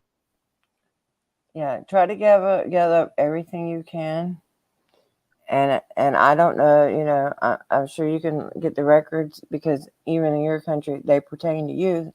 So I know you should be able to get every time he's ever called. I know the police are happy to have false reports. They are here to see something, say something. See, that's not what police is supposed to be about. We are not supposed to be policed as a society. Well, you know what? That have law enforcement. That comment came up the other day when I was speaking to somebody. And I think that auditors should, and this is just my opinion, why don't you turn that right back on them? If their slogan is see something, say something, well, what is an auditor doing? I'm seeing something and I'm saying something. Mm-hmm. This is how I'm saying it. I'm recording it for you so you don't have to worry about his word over her word. And he said, she said, you told me, see something, say something. I see it and I want to say it. But sometimes I have a hard way of articulating my words. Right. So to me, it's better if I can just show you. And what better way to show you than to show you the video? So do exactly what they say. You Right. see something, say something. Okay, I'm going to videotape you because that's the best way that I can articulate Camera myself. don't lie and camera don't forget. Hey, and when it's handy for them, they're happy to have our footage. Exactly. If anybody has any information, if you could please come forward. How many times have we heard that? Yeah. If there's any videotape out there, oh, now you want the They videotape were asking Amanda when one it's time, convenient. calling her by her name in her neighborhood, asking her, could they, because somebody had ran from her or something, could they have her footage from her outside cameras? And she was like, hell no. Now, had they acted different, she probably would have helped them, but no. No. And who wants them? I surely don't want them having none of my camera footage from my house. Anyway, you know, you put this from the outside, but still, you know, they want to call you by your name and then ask you to give them some footage. Fuck that. You know, you don't usually want the footage. You don't usually want us recorded, but when you can use it, you want it. Yeah, when it's convenient. Yeah, and anybody says we're not real journalists, it's got us fucked up too, because Amanda's shit has been on the local news. Okay. So you could definitely see it. I put it all over Facebook when she was on there. It said footage courtesy of Accurate Amanda.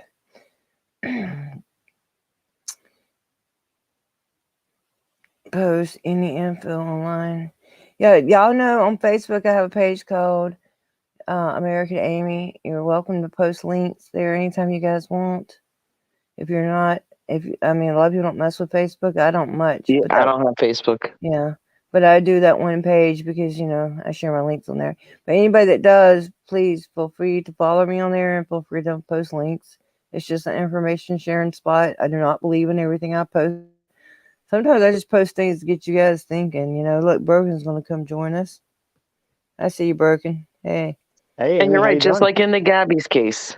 Mm-hmm. You know, anybody got any video out there? We really could use your help. Mm-hmm. Now How are we you want it. ladies? How are you ladies doing today? Hi, Ellie. Hi, Amy. Hi.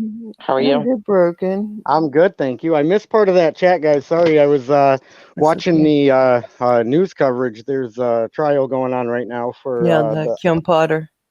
Oxford school shooting, which was real close to Oh. me. I don't know if you guys heard about that school shooting that was in Michigan, but it was kind of a big deal. So forgive me, I'm just joining the show, but I don't have a lot of context on what you guys were talking about other than it sounds like predatory policing or potential predatory Oh, policing. yeah, I can show you the body cam real quick. It's not that long. Yeah. Okay, let me find the body cam. Let's see if And I don't know how long you plan on doing the live here, Amy, but I'm gonna go live here in just a little bit, probably after we hop off here. I have some attorney phone calls that I'm gonna make, and I'm gonna do them live. Yeah, well, I'm not gonna be on here too much longer. So we'll watch this video and stuff, and we'll probably wrap it up soon. And then you can go. Sure. Let me see. I wanted to just show that one video though, because it's not that long, and it shows. And this guy's a 88-year-old retired cop. Does he have dogs or anything? Don't think so. You gotta put it on screen. I'm sorry. Hold on. Give me a second, guys. I'll redo it.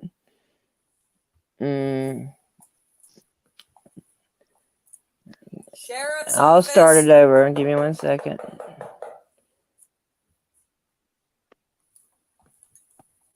This is a welfare check. So, welfare checks are some of the most dangerous calls. Yeah. Can y'all see it now? Sheriff's office. Yep. Okay, I'm gonna go back to the beginning. Well, part of it, you got to make it big screen. I am. Does he have dogs or anything? There you go. Yep. Don't think so. She doesn't even know. Sheriff's office. So she's coming in through the garage. Sheriff. Into the laundry room. Yeah, I can hear you. I'm 88, right?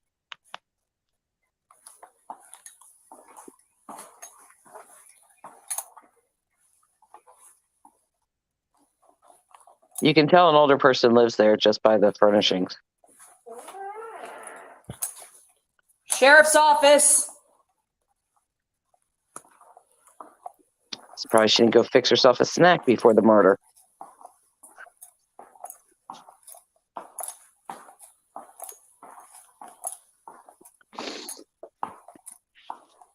He keeps a very tidy home for 88. Yep, he does. It's a nice house too. Yeah. Sheriff's office. But he can't enjoy it.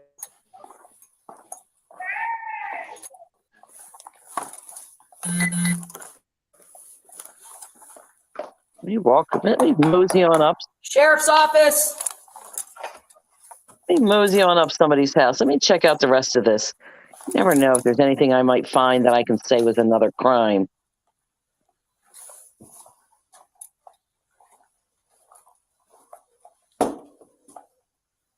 Kick the door, that's right.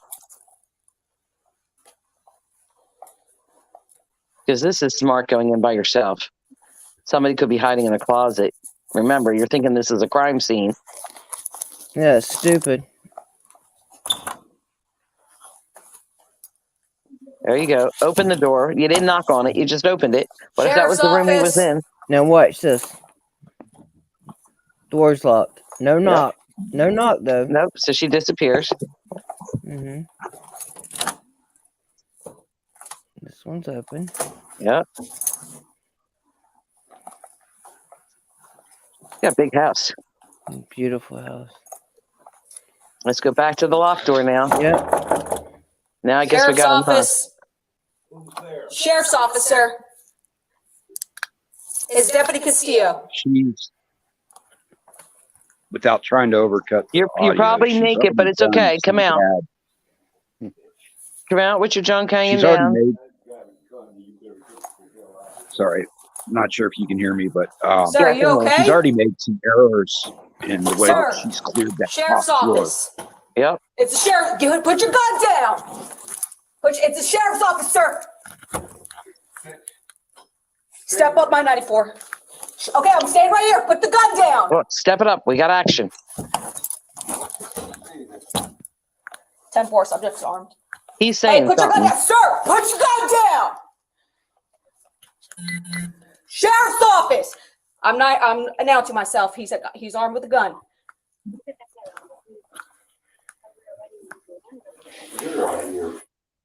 Sir, put the gun down, please.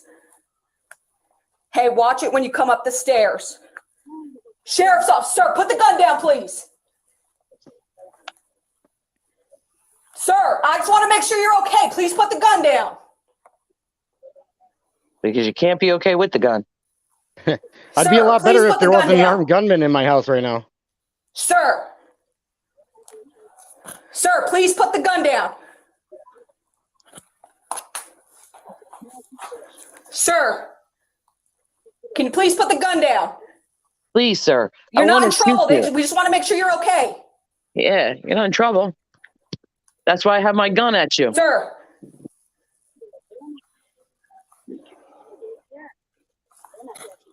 Sir, put the gun down, please.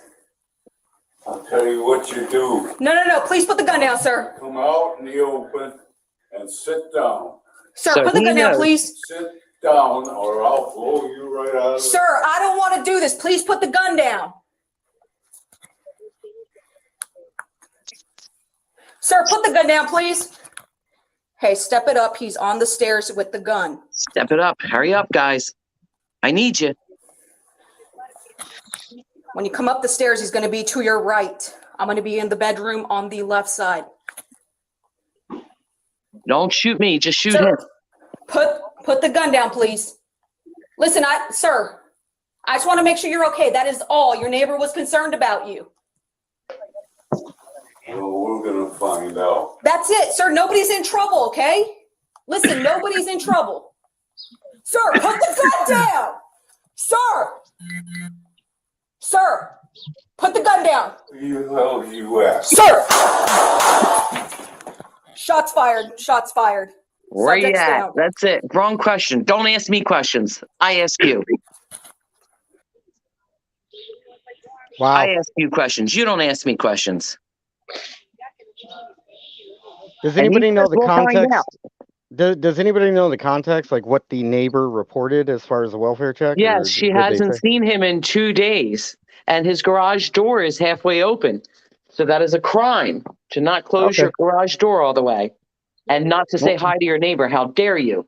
And this was at 7:30 in the morning. So I mean, the man might not even got up yet. Maybe he wasn't feeling good. Maybe he Well, he decided to sleep obviously in. wasn't up. He was in a locked bedroom door. Yeah, he was asleep. Yeah, as soon as the police officer, as soon as she heard the guy's voice on the opposite side of the door, She should have left. Yeah, exactly. She should have said, "Hey, you know, everybody was concerned, making sure that you know you weren't dead in here. Okay, I can hear you. I'm gonna leave the house right now because I'm violating your Fourth Amendment right to be secure in your house right now." So, I mean, there's He a lot of told her to things. leave. He said, "Leave. I have a gun." Repeatedly. And he said he didn't believe her when she said that, you know, your neighbor called to make sure you were okay. He said, we'll see about that. Right. And he ordered her to sit down on the ground so he could see her. Mm-hmm. He wanted to make sure. He didn't know if she was really a cop or not. Yeah, and again, that's part of the problem with officers in this situation. She can't perceive things from his side. She can only see it, and she's already tunnel visioned. Once she came up those stairs, and I mean, I'm sorry, I've got to call it out. She cleared that upper floor completely wrong anyway. Yep, she did. But once she's in that tunnel vision mode, you're screwed as a citizen. Once any officer's in that tunnel vision mode, there's nothing, no matter how logical you present it, that officer is going to understand. It doesn't make it right, but citizens need to know that anytime, because again, he's just like, look, if a normal person like you and me can go, yeah, he doesn't know that's an officer. He told her to sit down, you know, and in his mind, especially as former law enforcement, you know, he's not thinking, you know, an officer would be up here. That's she right. Can't perceive that. She can't perceive that at all. All she sees now is a man in his own home with a gun. He's a threat to me, and my life's more important than his rights or even the reason I came here. Exactly. And I am sure that the policy states that you do not go in by yourself. You have another officer with you and you wait for backup. I am positive that that's going to be in their policy, but she didn't do that. She continued to go through, and in saying to step it up, she could have left that house at any point in time, and she chose not to. She could have until she put herself in that tunnel. In that and room. again, where she backed up to was, I understand she's looking for hard cover and soft cover, but she just made some serious tactical miscalculations there. But either way, she funneled herself back into that room. Right, and but he told her he had a gun. Yeah, before he opened the door, he said that. Yes, he did. As soon as he said and that, he said, "Get out of here." Yeah, she should have been going down the stairs. Yes, at sir. that Fast. point. Correct. Fast. And go out and wait for backup. She did nothing right. Well, in that no use for situation. backup to come at that point. She should have just got the hell out of there and cleared the call. But what if it was a crime scene? She still would have needed backup. Well, it was just a What if man she that would have said- went up there and found was that there was blood all over the freaking place? But she did. She found an old man that said, "Get out of my house. I got a gun." So the bottom line is that it was a welfare Let's say check. It was a welfare check that resulted in shots being fired. Did that man lose his life? Yes, he did. He died. Oh, so a welfare check. So you're calling to see if somebody's okay, and then they end up losing their life. Think about how that scenario played out. Right. And the neighbor that called didn't even know if the man had a dog. It hadn't even been quite 2 whole days since she hadn't seen him. And the only thing that made her suspicious, she never knocked on the door. As far as I know, I'd have went and knocked on the door myself if I was that Yep. concerned. Didn't call. The police could have called. Anybody They could have gotten his phone number and called and said, how many people live in this house? You know that they know that just by calling. Well, and They I can picked give you up the address. I picked up on a little bit of the dialogue before I hopped up here, where you ladies were already discussing, you know, if you see something, say something. So, you know, like anybody that would be in the First Amendment community or the cop watching community with a camera, that's exactly what they're doing, right? So, and that I believe you ladies were touching on that. So it's like, yeah, I'm here just to make sure that everything is going okay. Amy, in your arrest where those officers came at you, you know, if that was me and, you know, that was going to trial, or if that was, you know, in a preliminary stage of the proceeding, I would ask the jury to count how many steps that officer took to come approach you, to take his attention away from that scene, and All also, three you know, of them. yeah, They left you had, one cop by themselves. right. And on my live, if I can find it today, I have a phone where I keep my recordings of stuff. I made a few phone calls on your behalf to Riviera Beach that night. So, I like to have them. I like anybody that's ever made a video. I have a playlist It's called like shout outs and something. It's about anything that somebody's made, shout me out or either feature in one of my videos.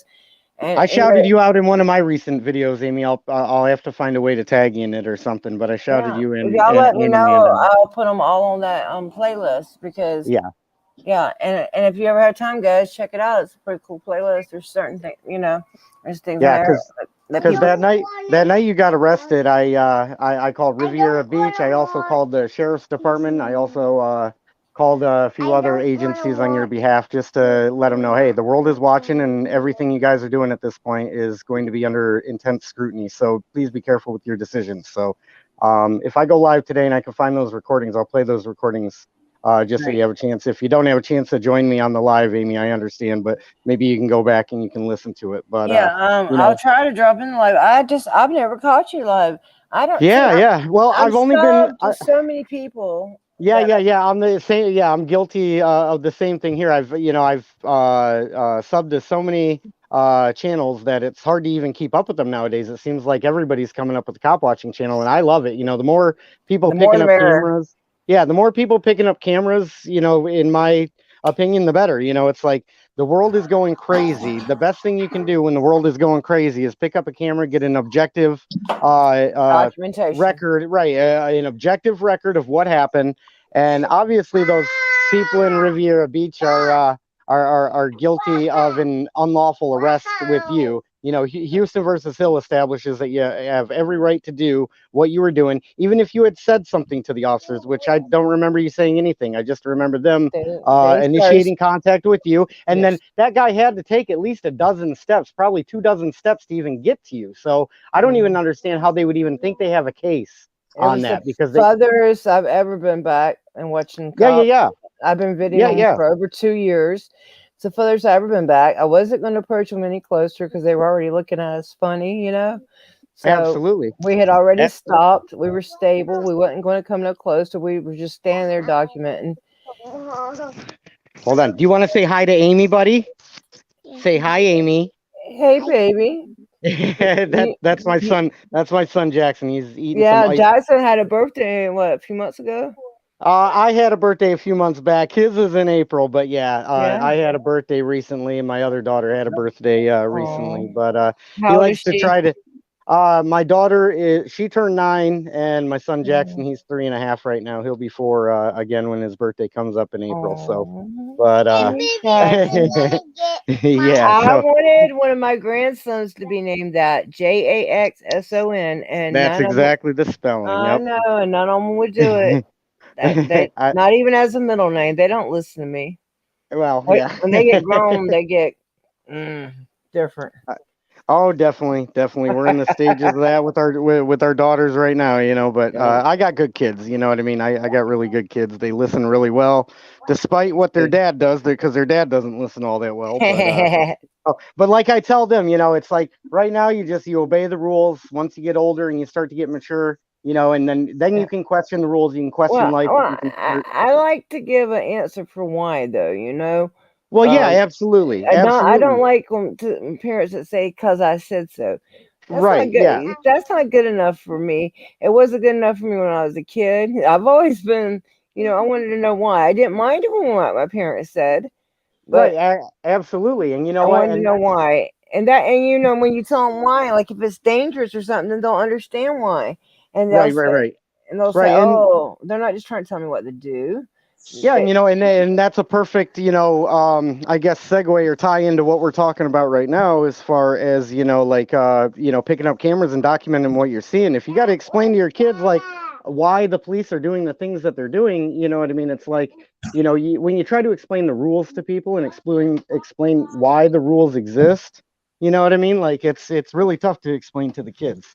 Especially when the world works upside down from what the rules are. It's a mess. It is. So, but that was my son Jackson. But going back to explaining, where you're at, Amy, and the comment that you gave me earlier in one of my videos, as far as like making money doing activism, from what I've seen, like most activists, they're not in this to make any sort of money. But at the same time, I'm going to just say, I don't blame anybody who wants to monetize a channel or that wants to do this, because this is a No. lot of work.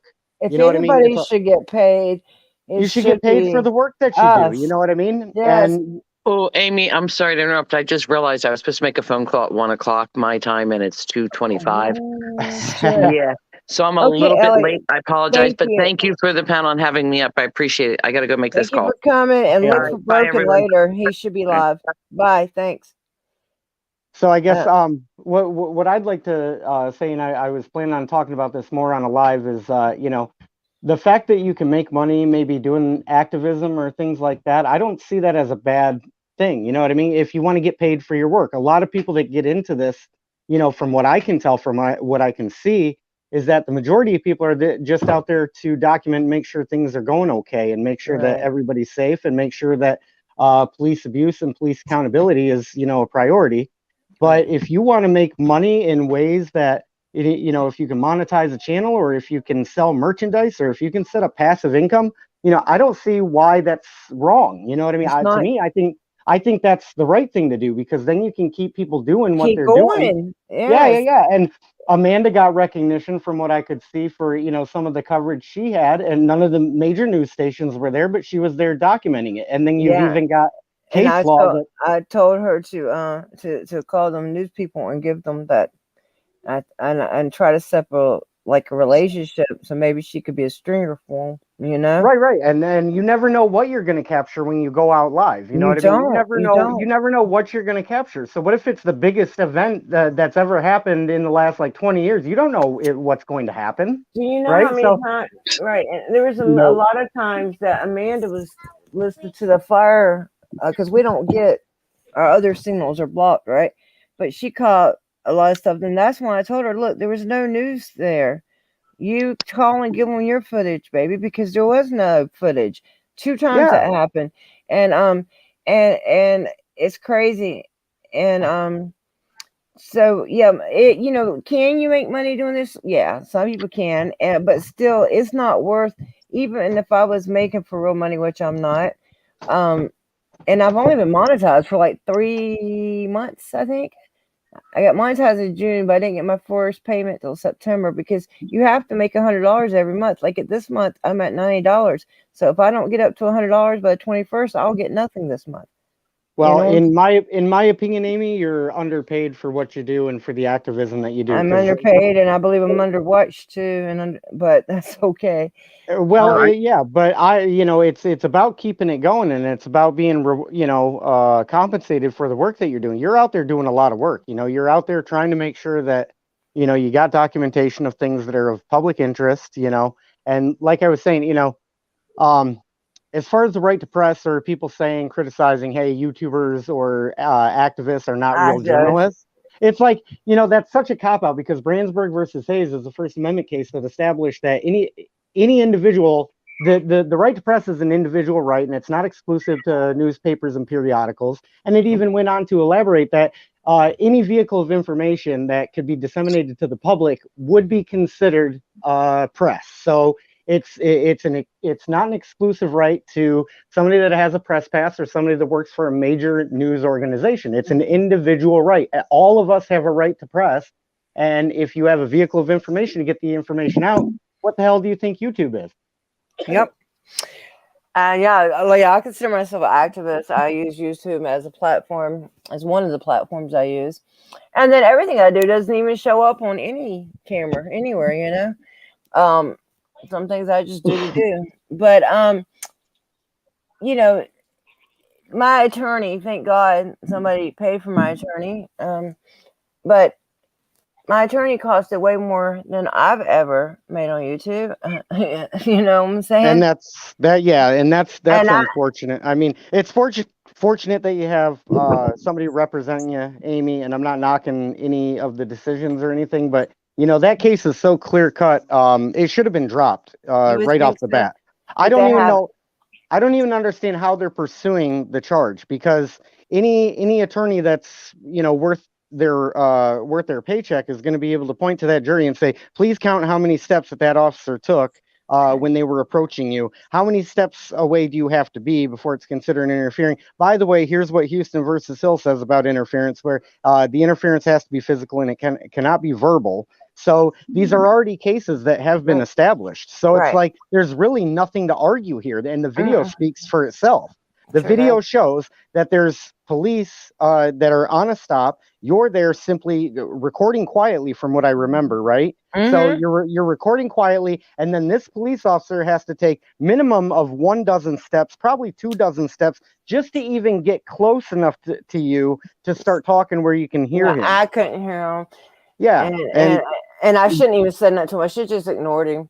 But could have, should have, would have. But anyway, he still would have came over there. Anyway, but all three of them come there, and they left one by the car, and nobody went to jail that night but me. Okay, because that's a small jail where they held me all night, and then they moved me to the big jail. And from the beginning, she decided that I asked to be cited and released, and they said no. And I also asked, could I just be released, from there.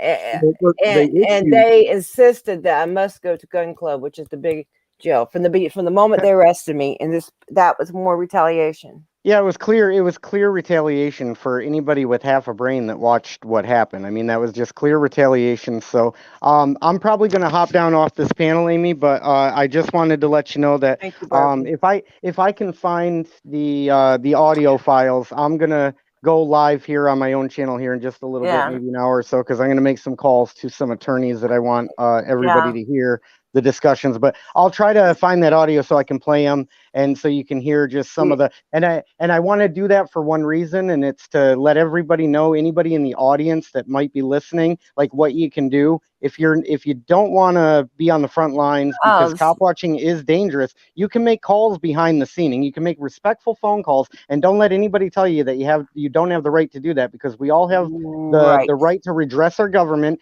And if you see something that an auditor or a First Amendment activist or a cameraman, cop watcher is doing right, if you want to make phone calls, that's your right to make a phone call. And the activist really is not responsible for what the other decisions of everybody else are. I would make sure that you're helping the situation, not hurting the situation, and making respectful phone calls.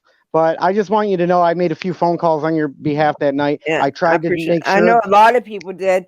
And even though I couldn't hear that phone ringing in there, knowing that in the back of your mind, that y'all were calling, I didn't have to hear it ring. And doesn't that, and listen, I've been in that cage where I'm just thinking to myself, I'm like, man, the one hope that, or the one thought that gave me so much hope is like, people are going to be calling on my behalf, and people are going to be supporting me through this. And that thought alone was enough to overcome any adversity that you might have. So, and also knowing you did nothing wrong too. Right, absolutely. Yeah, absolutely. And real quick, if I can touch on that, just because you go to jail doesn't mean that you're the bad guy, right? I mean, Rosa Parks went to jail. Martin Luther King went to jail. So if you go to jail for the right reasons, I guarantee you it's a way better feeling than if you go to jail for something you did wrong and that you deserved.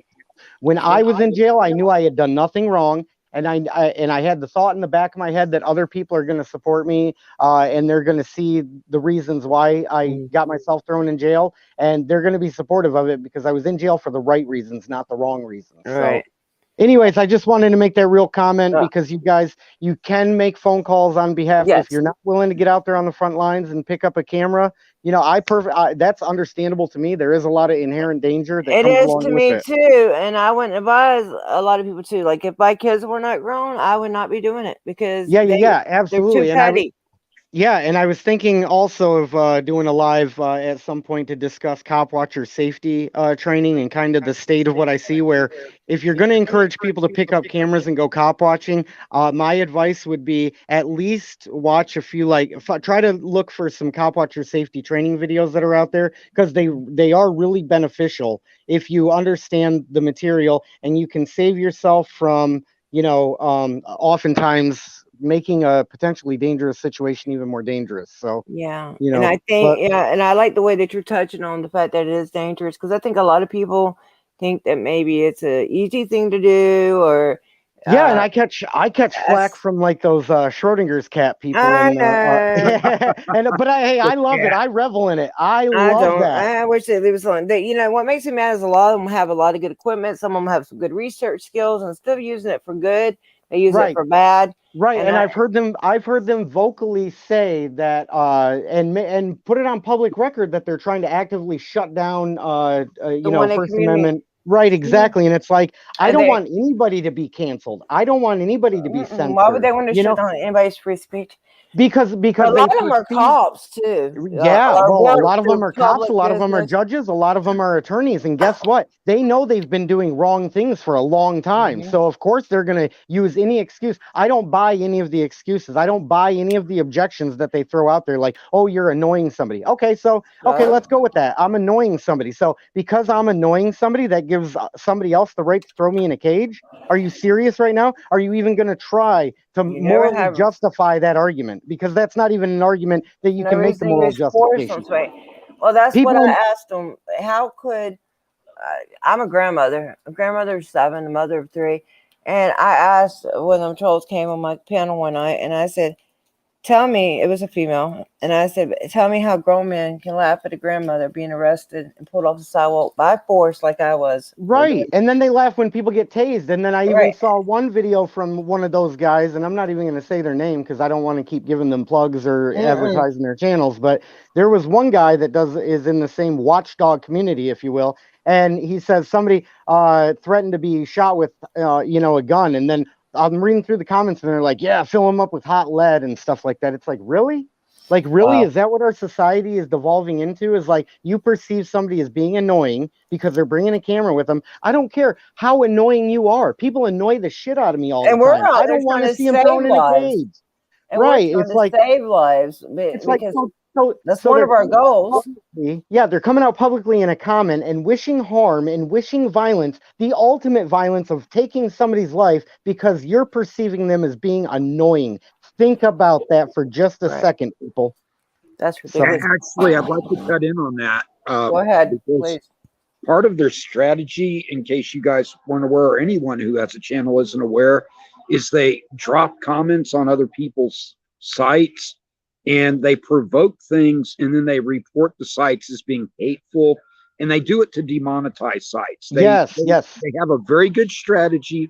They're well equipped. They know exactly the right buttons to push, and they use these fake accounts, and they go in and they push the buttons, and they get people to respond, and then they go, well, look, the site owner isn't saying that it's what this person said is wrong. I'll give you an example. Just about a week ago, I had a VIA guard who was violating my rights, and he was being a jerk. They've been doing that down here in San Antonio for a while, and I was ignoring him. I was catching a bus, and he just finally irritated me enough. When my bus got there, I just told him, you can go fuck yourself, and got on the bus. And the sad part is that I actually have written permission to film down there, which no one needs, but their police told me I needed to get it, so I got it, and they know I have it. But because the language that I use, even though it may not be appropriate, for me it was perfectly appropriate. He needed to go fuck himself. It got a lot of hits, and because it got a lot of hits, as soon as you get a lot of hits, these Schrodinger cat wannabes start targeting your channel. And I'm not monetized, honestly. I support what you're saying. People should monetize if they can, if they want to make some money. But like Amy was saying, if you do, then you have to continually create content or draw viewers.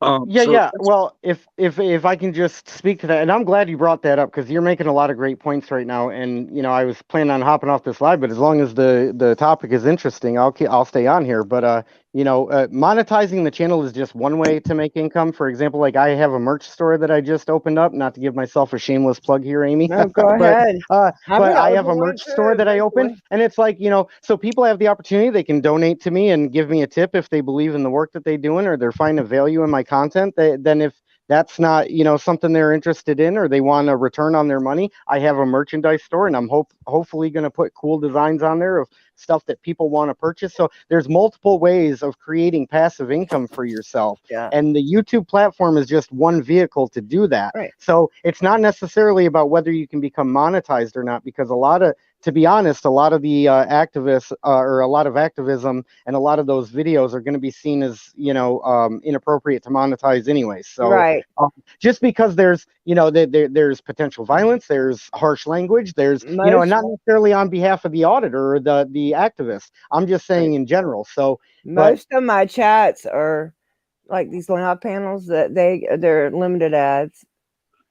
Yeah, absolutely. So, but I guess what my overall point is there's multiple ways to generate passive income for yourself. There's nothing wrong with that. If you can start making money using this, I mean, I would like to see it where more and more people were picking up cameras and more and more people were documenting I want to make it police activities, quote unquote normal. Right, exactly. It's a normalized thing. Like, hey, those guys are just cameras. They're actually here for everybody's safety. So, don't bother them, don't engage with them, and then you know what I mean? That would be great. Of course, it's not going to get a lot of clicks and views. So, but that's not what I do anyway. Like passes are Right. my favorite. But most Right, people right. don't like those is because they're boring to them. But if you're about real change, you're about real change, and that's what I'm about. So Right. Well, there was a reason why Cops was such a popular show. There was a reason why Live PD was such a popular show because it's a matter of great public interest to be People like to documenting watch what it. police do. Right. And so, so you're going to generate the interest just simply from recording traffic stops and recording things. And then what happens from there is unpredictable and you don't know what's going to happen. Yeah. It's So, usually when you least expect it. yeah, but At least for me, it has been. Yeah, but touching on what Tori, I believe is your name. Did I get that right? Yes. Okay, and Tori, what you brought up was a great point because you said that the watchdog community, if you will, because I don't want to say any of their individual names anymore. The watchdog community, they will see that if you generate if there's a big buzz on one of your videos, they will try to actively get it shut down. And I've heard them, and I have them on record as saying that that's going to be their goal, is to file privacy strikes with YouTube, which, you're out in public, so there's no right to privacy anyways. I don't know how that's going to work. But listen, they're gonna, just like Tori was saying, they're gonna look for any little reason to try to shut you down because they don't like what you're doing, because a lot of them are police, a lot of them are attorneys, a lot of them are judges, and who knows how corrupt these people have become or if they're even corrupt. But even if they're not the corrupt ones, just like with police culture, if an attorney knows of other attorneys that are practicing and doing illicit things or things that are immoral and things, do you really think they're going to speak up and take one of their fellow attorneys down? No, they just say nothing. Right. So it's like, so you got to understand the crowd that you're working with. And Tori, you hit on a great point, is like, they're going to search for any reason they can to shut you down. And for me, it's like, you're either going to be on the side of history that's on the side for free speech and free press, or you're going to be against it. You choose. There is no middle ground. And I know from history, from reading and studying history, the side that's on the side of free speech and free press always wins in the end. And one of the things that you hit on that I use as an example a lot often, I mean, I do get grief from some people who go, well, you've been arrested because you went into a police station and they told you to leave. And I'm like, yeah, I was in there for a legitimate reason. But again, if you believe in what you're doing, sometimes you do have to take those hits, and they're not pleasant. I've been in jail. I believe I'm right. I'm fighting it in court. Me too. But people, just like you, Amy, we know that it's BS. But the government, and particularly DAs that do not like what we do, they know it's a financial drain on you. I mean, my court case from the April 26th arrest is still going and still going and still going. It's a misdemeanor. It's trespassing. Yeah. And they just keep pushing it back. They're like, just take the plea. We already gave you time served. Why are you fighting this? And I'm like, because I have a problem admitting that I did something wrong when I know I did nothing wrong. Hey, show me state news now. Yeah, the thing is, I told my lawyer, this is about principles when I was out there, and it's about principle to the end. So, there's a case that took a lot of years to win in Florida. It's called Ford versus City of Boynton Beach. If you get a chance, look into it. She took about 12 years. She had recorded the police when her son was arrested, and she kept, she upheld it. and the appellate court upheld it and said the cops were right to arrest her. But then they got this thing called I don't know the like official term for it, but it means Friends of the Court statement. And like the ACLU, some mainstream media, some different people came to the appellate court and said, well, you got this wrong, we believe. And they reversed the decision, and they like reversed their own appeal, and they sided with the lady. So that is Hey guys, I'm in the going state of to turn Florida. off my mic. I got a train. I don't want to. Yeah, well, I'm fixing the in this anyway, Tori. Thank you, and thank you, Broken, and everybody that joined. Yeah. But what I wanted to say though, look up that case, Ford versus Boynton Beach, and you will see that, hey, Wolverine, that they just they overturned themselves. The appellate court did, and that made it definitely legal to record. And actually, I covered where the chief of the place that I was arrested, he was in a news story at the time. The appellate court had said they had first, sided with the state, not the lady, right? And he said he didn't want people to be afraid to come to Riverview Beach to record because they were welcome to record there. So, and then the appellate court did overturn itself, and then I was arrested. So I don't get it. So it's a mess. Thank you for the super chat, Wolverine. Appreciate it. Thank you all for joining me. Yeah. And Amy, thank you for having me up here. I'm going to drop out too. I know you're ending this stream, but if you see me go live and you want to be a guest on my panel, I'm just going to do a couple quick phone calls to attorneys. And, for anybody interested in learning how to speak for yourself in the court of law, visit my channel. And, I've got a lot of great content on there, Amy. Drop your link in there, Broken. Well, I appreciate you. I don't know if I'll do that. I just wanted to let you know that I'm going live, and I love you, and I love what you do, Amy, and you're an incredible person. Actually, thank you. I had already dropped your link in the chat, but go ahead. I'm sorry. Appreciate you. But I love you, and I love what you do, and you ladies keep giving them hell because you ladies have more balls than half the men that I know. So, all right, with that, we try our best. We really do. Absolutely. So, but anyways, appreciate you having me up. And Tori, it was good talking to you. Thank you. Peace out, guys. Bye, guys. Yeah, thank you, everybody. Thank you for my guest. And I see Raga Monkey still in here. Thank you. Thank you, John. Thank you, everybody that was in here. Good citizen. Yeah, again, I think we had a pretty good stream. I like when we can handle some things that are not just bullshit. I mean, I like to have fun and just talk too, but there's serious shit that needs to be discussed sometimes. And today was one of those days. All right. Well, y'all have a good day. Y'all go over to Broken System, Broken Trust soon. I don't know exactly when, but he's going to do a live. He said it might be an hour. Thank you, Tori. Thank you, everybody. I'm American Amy, and I'm out. Thanks.